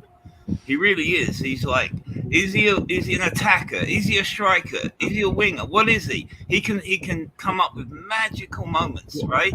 But he's not consistent. Go ahead. sorry, Frank. What about the fact that if you're a wing back, you've got to be able to get crosses over, which Mora doesn't do. That's the only thing I can think of. He's not got a very good record at getting, when he's a playing a right wing, getting to the byline and putting the ball in. That's something that Conte can work with him on. I mean, Conte made a wing back into a fullback. Remember? Yeah. Oh yeah. I mean, it's something he can work on. Yeah. I mean, let's face it, Mora's not going to get the same amount of goal. If we play a 3-4-3, we're not going to get the same amount of goals from Mora than we will out of Son and Kane. I like what I saw in Liverpool, the 3-5-2. I've always loved the 3-5-2. I wanted it. I screamed for it. I just believe we need we need a creative midfielder in that 3-5-2. Now, I think Delhi. I don't think he has the creativeness to be in that kind of bubble. I believe Delhi's more better, like on the wing, like someone dropping, like an Ericsson dropping the ball while he's on the run and hitting it in the goal. He's more like that type of player. He needs good players behind him, Delhi. If he doesn't have anyone good behind him and nothing behind him, he's basically just running circles. Right, so I believe in January we desperately need a creative midfielder, desperately to put into that 3-5-2. I'd make Mora a wing back, make him a project, make it a project for Conte, make him into a wing back, okay, and that way we still have that incredible. Believe me, if you're a defender, I played a defender in the 80s, right? Okay, I almost got into the first division with Charlton Athletic. There's nothing worse than having pacey people coming at you. Okay, if you've got an incredible striker, a world-class striker in the middle, and you've got two pacey people coming at you, you're like your world, your head is spinning. You know what I mean? So I just look. Some people everyone's laughed at me when I said make Mora into a wing back, like just it's because popular opinion. Just because Sonny screwed up in an FA Cup, right? And semi-final, right? Don't go by one game. You know what I mean? Like bring him on gradually. Bring him on for 20 minutes. Bring him on for 25 minutes as a wing back. Let him see how he progresses. But I like the idea of having speed on our Frank, wing backs. I worry about his defensiveness. He's too short. If you saw on Friday on Wednesday night against West Ham. Now I know that Susal, whatever he's like six. Yeah. Oh, sorry, Suchek. I know he's like 6'3", but he made Eric Dyer and Matt Doherty look like midgets. The guy was jumping and he was 6-7 inches above. And if you do turn Lucas Moura into, I know he's got a leap on him. Don't get me wrong, he's got like a basketballer's leap, but. Even if you could train him to defend, I do worry about whether or not in the air he can have some sort of supremacy against. I know what you're saying, but as a wing back, now I'm not talking about a back five wing back. I'm talking about a wing back where you have your three, but you have a wing back that's mostly joined inwards with the midfield. Okay, all his job is to do is to guard, is to help out Sanchez. In the centre back on the back three, all he's got to do is make sure he doesn't stick his foot in the penalty box. Okay, he'll learn that. He'll get to learn that. His main job will be covering Sanchez is in the corners. Okay, and be really careful if you have to get into the box with somebody. But he could be taught that. And also, when we counter, no better player than Sanchez to go off on a 100-meter dash down the side with Sonny dashing down the other side. And then someone like Kane or Skip or Holberg that can maybe thread a pass down the wing and have them, and then all three are bashing forward. I'm saying, I just very attacking, mate. It's very super aggressive. I don't know if if the three centre backs have got enough in them to be able to control that. I think they do, because I call it a wash. When you're counter attacking, you leave three behind in a triangle. That would be someone like Skip. And say two centre backs, right? You're always going to have a triangle left in the back, okay? When you're a counter attacking, so you're always going to have three that has to deal with their counter attack, okay? Someone like Conte is a process manager. He gets everyone thinking in their position, where they should be, where they're going to pass the ball, and where it's, he's probably the best manager we've probably had since Bill Nicholson. But Frank, do you not think that taking Son or Lucas putting them as wing backs is taking them completely out of the attacking options, and No. You're going to take away from Harry Kane, because Harry Kane needs that movement around him? No. If anything, you took a break there, and I explained to the lads that Lucas Moura, he comes inside. If you train him as a wing back to come inside and have you can come That's not inside. what wing backs do, though. With a wing back, you've as Lucas Moura's main skill is to beat 3-4 players, and he skins like they're not there. If you're a wing back, you've only beaten one player and then putting a cross in. I'm talking about a 3-5-2 He's not a crosser formation. though. But we're talking about a 3-5-2 formation, not a 3-4-3 formation. No, but a wing back is meant to cross the ball, and that's what wing backs do. Yes, wing backs don't. This is not. Trent Alexander-Arnold is the perfect. He's the best full wing back in a 3-5-2 in the world. To be honest, he never cuts inside. How many wing backs can actually quality a passing the ball? There ain't too many out there, really, is there? I mean, I'm not. Trent Alexander-Arnold. The whole idea of having the wing backs in the team, though, is to keep the width. Yeah, they cross. But you keep but you can still do that. But you can change options up, right? When we play wingers with Moore and Son, sometimes they cross, right? They'll cross wings, okay, and they'll play each other's wings, right? Which you can't do if he's a fullback, because he has to stay on his. No, it's not a fullback, mate. Not a fullback. But it's a wing back. A wing back is a fullback. Look, wing backs with two jobs. Defend and if you have cross. 3 centre backs, right? Okay, C3, right? Wing backs here, okay. His job is to cover his centre back on the wing, right? Yeah, that's his job. Okay, when he gets forward, he's on the wing so he can cross balls. But I'm saying Moura is treat him as a special wing back, someone that can cut in, and you can have somebody like Holberg, he can overlap. They can overlap each other. But Frank, the left wing spot. Hang on. We're going to move on. This isn't about Lucas Moura being a right wing back. This is a Palace preview as well. So we're not I didn't realise.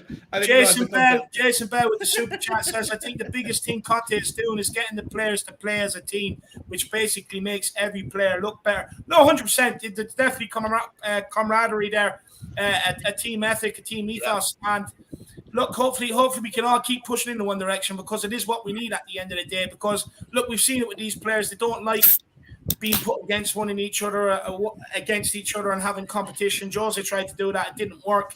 So Conte's come in and he's brought them together as a team, and it really is working. But big up, Jason Bell!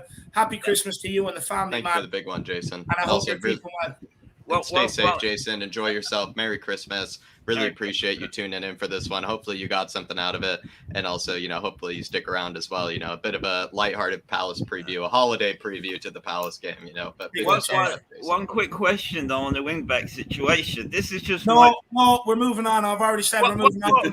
No, there's already been a 10-minute discussion. It's a Crystal Palace preview. We're moving on. All right, Crystal Palace. Can I ask Sean a quick question? Yeah, go on quickly.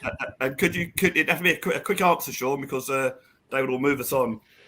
What sort of strat is that in the background?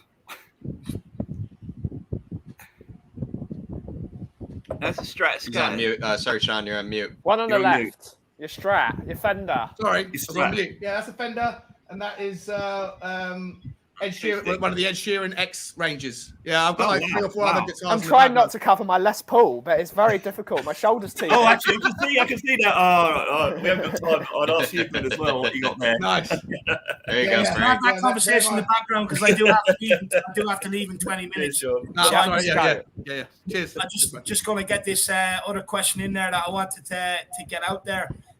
So our players have collectively covered 115 kilometers per match on average since Antonio took over, compared to 100 kilometers under his predecessor Nuno, which is a big difference, because we've gone from last to first. Why do you think that is? And is it down to instructions and style of play, or is it simply down to our players actually working harder because they believe in the manager? Passion. It's just passion. That's all it is. Conte comes in and he injects look, I like Pochettino. I like him. I think Pochettino's great with youth, but sometimes I get mad to see Poch on the sideline. Yeah, I don't know. I've always wanted Conte, to be honest. Like, I think he's the best manager since Bill Nicholson. I really do, and he's going to bring a trophy. I believe it all my heart. Conte pumps passion, and if you don't sink in to what Conte's thinking and what he wants, he ain't gonna play you. He ain't gonna play you. You're either synced in with him and you're hugging him, and he's like, "Yeah, come on!" And he wants that with the players, and if you're synced in with him, if you get the whole team doing that, we could be playing Real Madrid times 10. We'll give them a go. You know what I mean? That's what we're seeing. No, spot on. And let's get Kuva in. Kuva's been quiet there. No, sorry, I don't want to sound like it's having to go at Frank or anything. I was just amused by some of the ideas on the tactics. Also.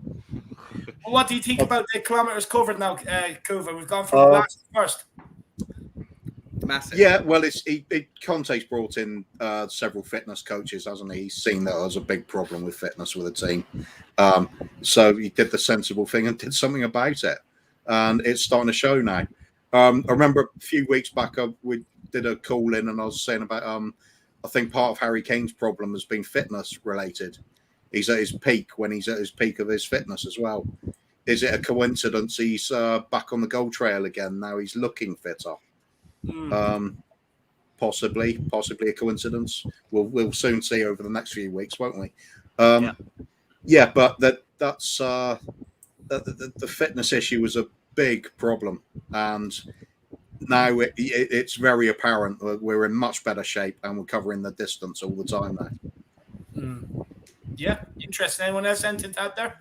I mean, it shows when you're in any sort of workplace or in, like, you need someone, a manager, that's telling you how to do your job properly. I know everyone seems to think we're a world of individuals and everyone should just be able to get on with the job they've signed the contract for.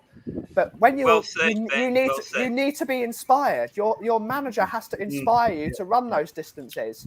And clearly, Nuno has got the inspirational factor of a fucking toothpick. I mean, Conte, when he's on that touchline, and he's encouraging me every second.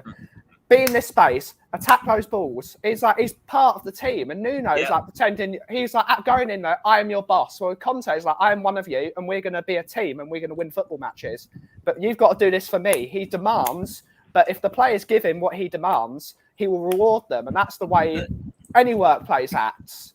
Let's be honest about Nuno, right? If you're a player in the first 10 games of the season, and after you finish a game after we lost the first 3, I mean, we won the first 3 and then we started losing.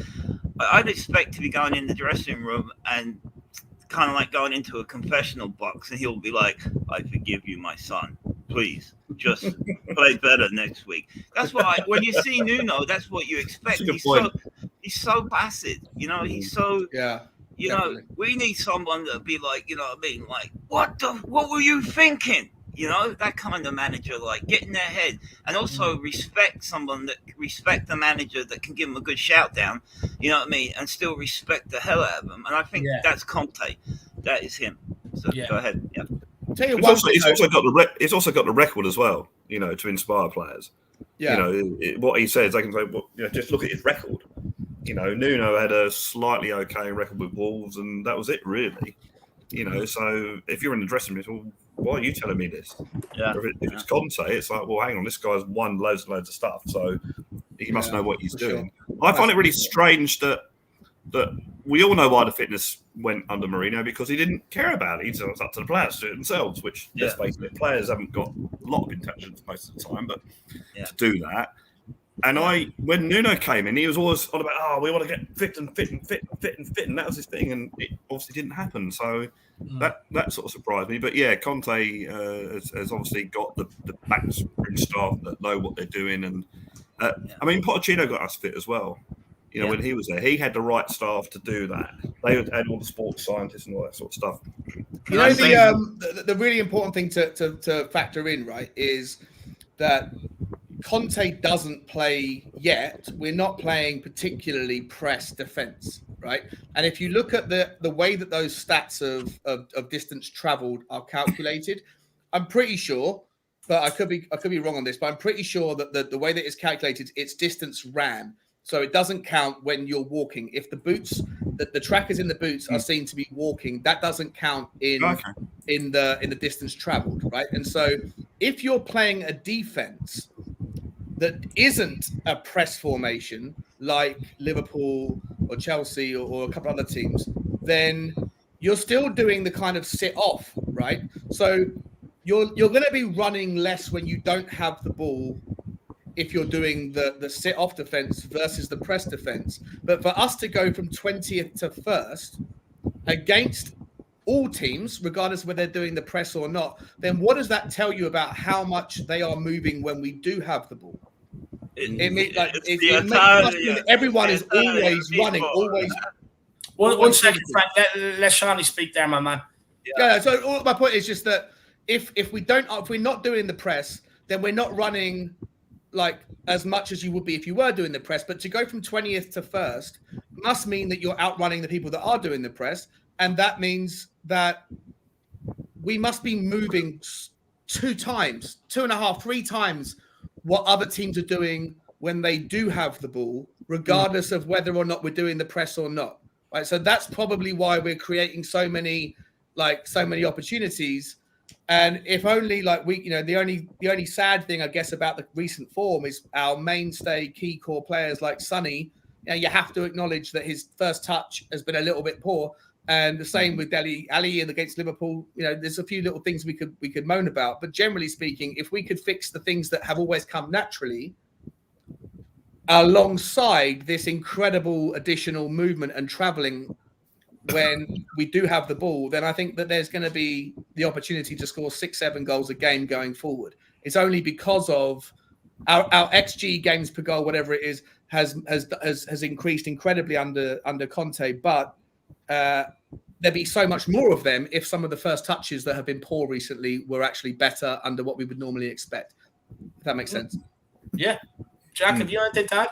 No, I don't have a lot actually to add to that, to be honest. Maybe the only thing is just, you might say a lot of the distance has been covered, not only defensively, but also in the attack, because you think about how much distance, some of our, forwards cover, because they're not kind of just standing on the back line. David, like we discussed, they're constantly moving in those half spaces, trying to create. You sometimes, like even Steven Bergwijn, was a good example. Sometimes you see how deep he was dropping to pick up the ball. And it wasn't Harry Kane that was dropping deep anymore. It's now like Lucas Moura dropping deep. It's Sonny dropping deep to pick up the ball. Maybe that's part of the distance covered. It's just the forwards are moving a whole lot more than they would. Yeah. And you maybe look at other teams where forwards kind of are a bit static sometimes. They kind of just sit and wait, to ask the ball to feet. They just wait for the game to come to them, and then they work their magic. But in the case of Conte, you actually see how much these guys have to move around in these little half spaces in order to receive the ball. So maybe that's part of the answer, Dave, to maybe how much distance we actually cover. It's not just defensively, it's also on the attack as well. We cover a lot more, kind of distance. And then you see as well, like Højbjerg and other players like that, and Skippy, you see how much, sometimes they're running 30, 40 yards, like every 10 minutes, a little 30, 40 yard sprint just to carry the ball. And so maybe that's part of the reason. It's not just the defense, it's the attack. It all adds up. A lot of distance. Yeah.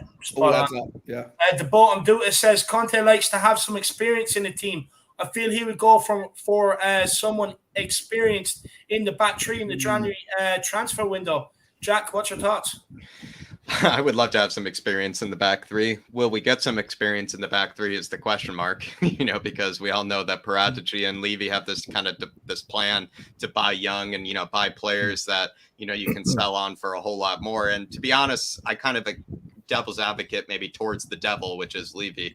I would argue that is not, it's a decent way to go about it. It's a decent way to go about it. Sometimes when you're buying players that sure they have experience, sure they're ready for the here and now, let's say they can't make that transition into the Premier League, then you're like buying a player that just becomes, kind of useless. You're buying a player that ends up, not having any sell-on value. Because, when you think about the examples of Tanguy or Bergwijn, these players, despite them being kind of flops, you would still say, they're still young enough that you can sell them on for decent cash or decent money. Whereas like if you bought a 28-year-old, a 29-year-old that, let's say, doesn't make the transition to the Premier League, you can't really sell them on, or you can't really move them on to another club. You're taking more risk.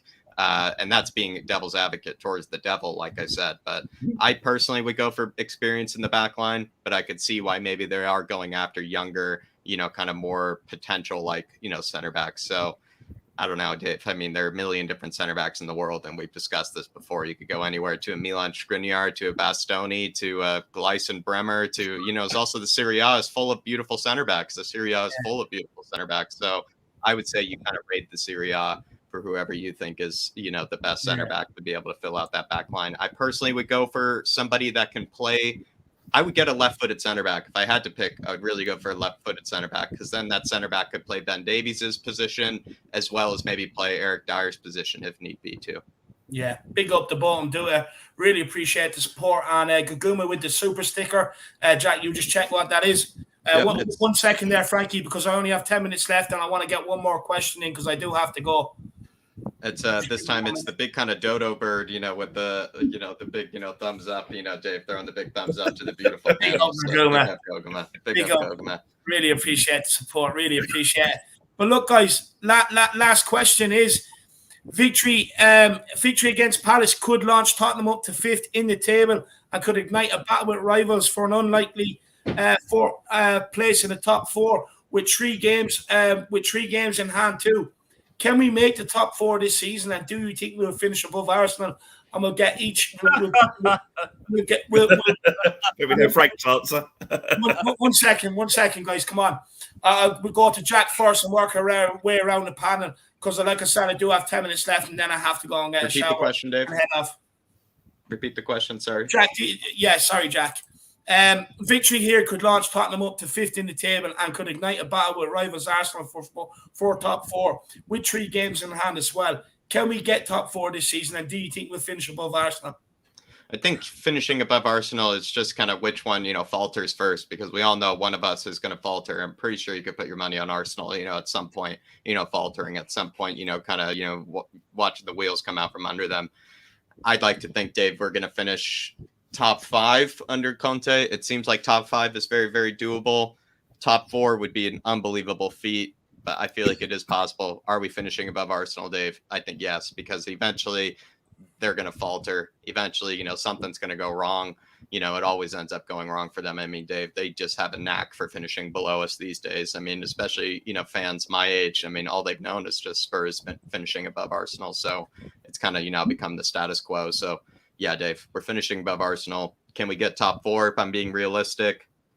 I think it's difficult. It always will be difficult because there will be 3 places taken away by Chelsea, Man City, and Liverpool. So that 4th spot's up for grabs, but that means only 1 spot's up for grabs. So I'd like to think maybe it's a lot tougher than we think. But top 5, I think is very doable. But Arsenal, Dave, they're finishing 7th, 8th, 6th, just like they did last season. Love it. Ben? Same Go to you. on, Jack. Go on, you tell them. I mean, if you look at us and the people we're competing with for the top 4, West Ham, Man United, Arsenal, there's something those 3 clubs don't have, and that is an elite level football manager. And what an elite level football manager does is they might not win you games sometimes, except Conte is winning us games with his tactical changes. They win you trophies and they win you spots up the league. So having an elite level football manager at this time of year, the business end of the season, when he's going to absolutely cream every single team that he wants to cream, it doesn't even matter who's in front of us, he's going to cream them. So an elite level manager will get us in the top 4. It's just whether the powers that be, Mr. Levy and Mr. Paratici, decide to put money in his pocket to buy the players that he needs to have a withstanding top 4 challenge. Because I don't see us bottling it, and we don't look like bottlers at the moment. I know this is Jewish insecurity talking, and Tottenham like to bottle everything, but we don't. With an elite level manager, we can go some far, and I think we can get top 4. I think we need to not be hopeful. I think we need to expect it with this manager in charge, and he expects it as well. So I think top 4 is really doable. Love that. Love it. Brad, same to you, my man. Yeah, I totally agree with what Ben was saying. You look at Arsenal, have got Arteta, still an unproven manager. Well, he's doing better this season, admittedly. Man United got Ran, whatever the guy's name is, who's there as a temporary anyway.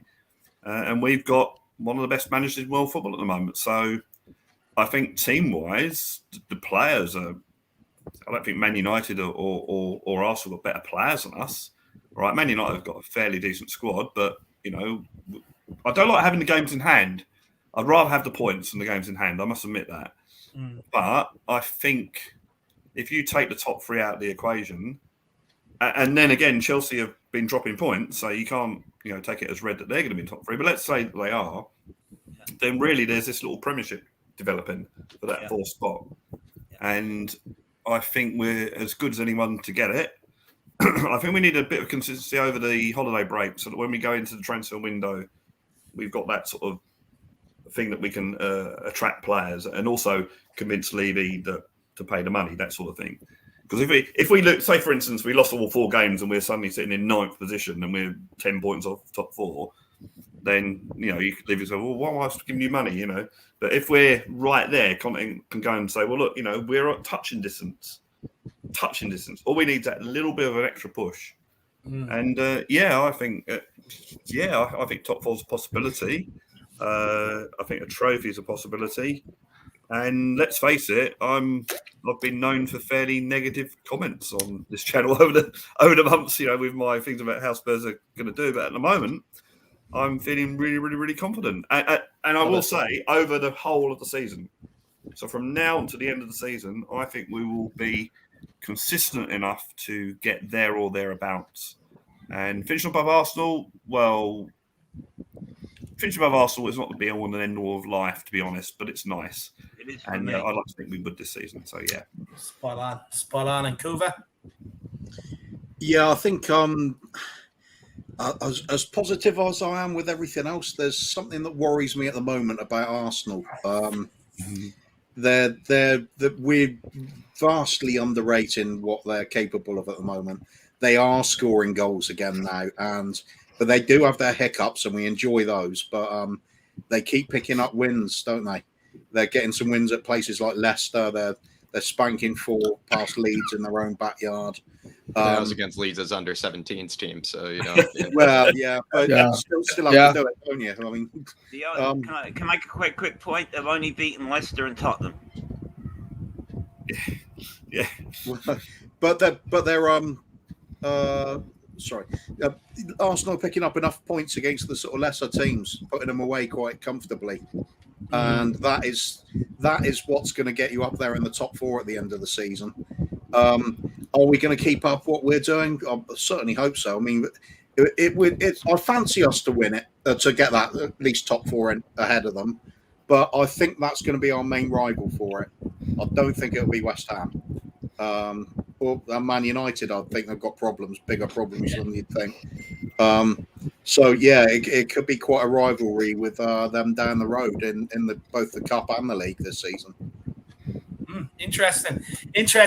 Another win will get Kuvi get more optimistic. I'm sure it will. But Charlie, what's your thoughts, my man? Yeah, I'm not worried about Arsenal. I think that they're gonna, to a degree. I hear what Kuva's saying. I think Frank makes a good point. They haven't beaten anyone particularly strong for a while. They took us on at a really weak moment for Tottenham. We haven't seen what they're like against a decent team. We've seen a resurgence in Tottenham. I'm more worried about Man United than I am about Arsenal. Certainly not worried about West Ham at all. Albeit, having said that, I did say that we were going to walk West Ham off the park yesterday.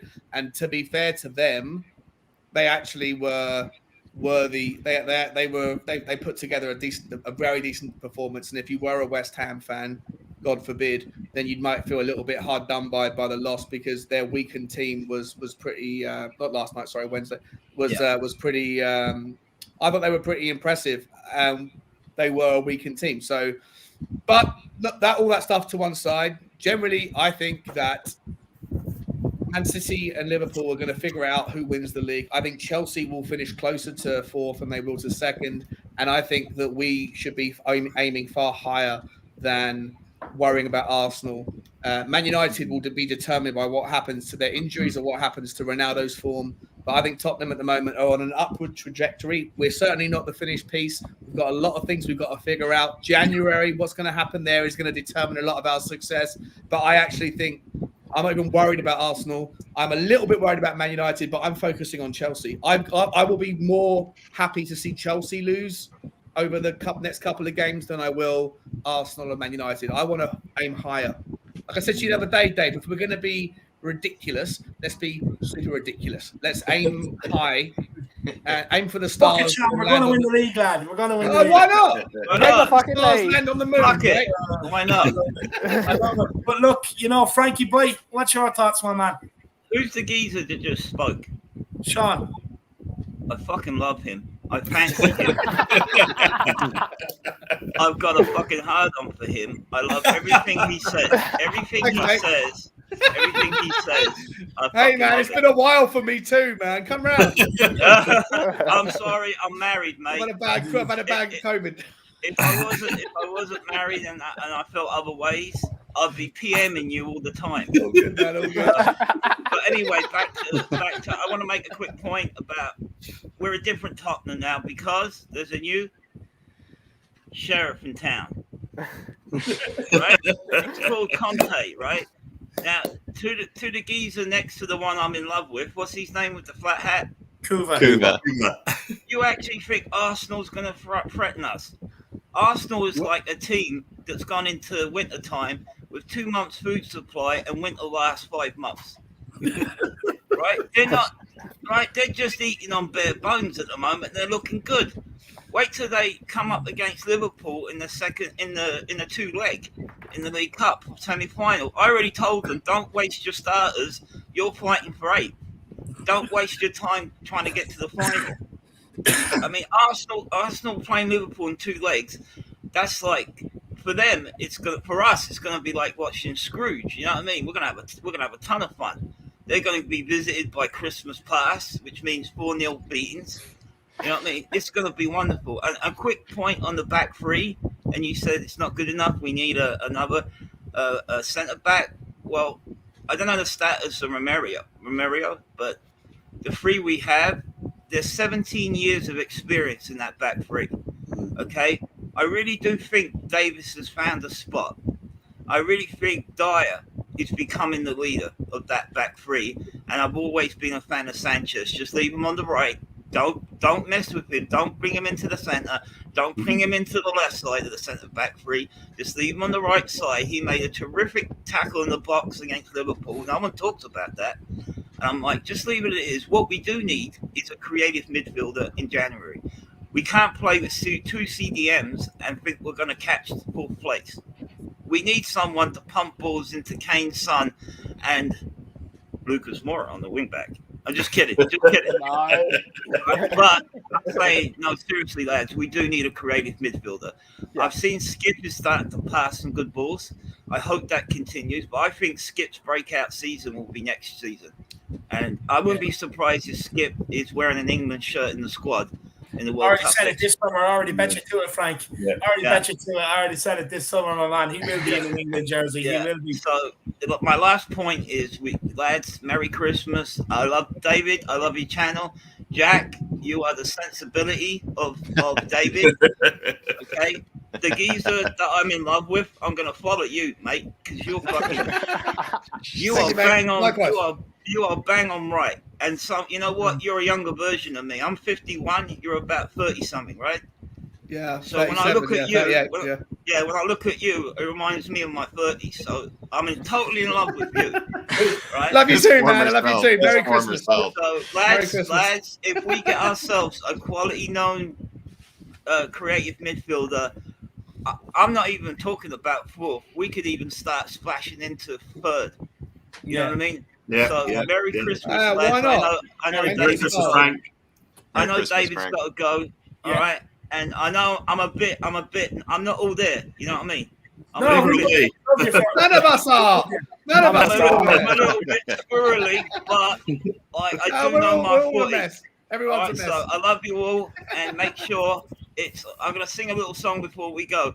Everywhere we go, Everywhere we go, everywhere we go, Sonny scoring goals wherever he goes. There you go, Frank. Love it, Frank.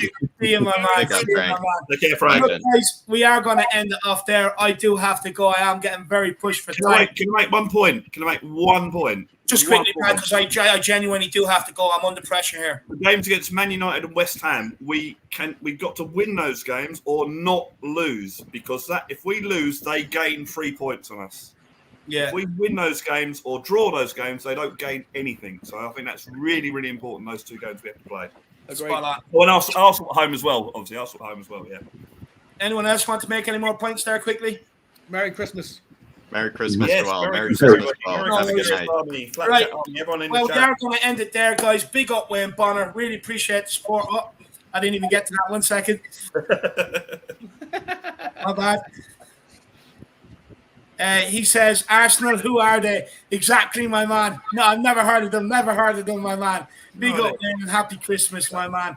I'm William Kelly. It's all well and good getting excited, and I get it. Conte is class, but remember, we have Joe Lewis and Levy, and they have never backed any manager in all their time at Spurs. Merry Christmas, William. Merry Christmas, Will. Hope you have a good one, my man. And look, just sit back, relax, let Conte do his magic, my man. Paratici's time will come once the January transfer window opens. Just sit back, let the magic happen. You know, Only way is up. People don't want to call Conte or Paratici the Don or anything like that. But trust me, you know, over this January transfer window and the summer window, people can't wait to be calling him the Don. Trust me. But William Kelly, hope you, Luke, and the rest of the family enjoy your Christmas, my man. Big yourself up and have a good one. But look, guys, I do have to go. I want to just quickly, before we do, on behalf of myself and Jack, I want to say a massive, massive happy Christmas to everybody. Hopefully you all have a good time. Look after yourself and stay safe. Merry Christmas. I want to say a massive thank you and appreciate all the support throughout the whole year, guys. It's been absolutely incredible. And look, hopefully we can have another prosperous year together. Tottenham are back, baby. Come on, you Spurs. In Conte we trust. In Conte we trust. Come on, you Spurs. Leave me In out. Conte we believe. Merry Leave me Christmas, in. everybody.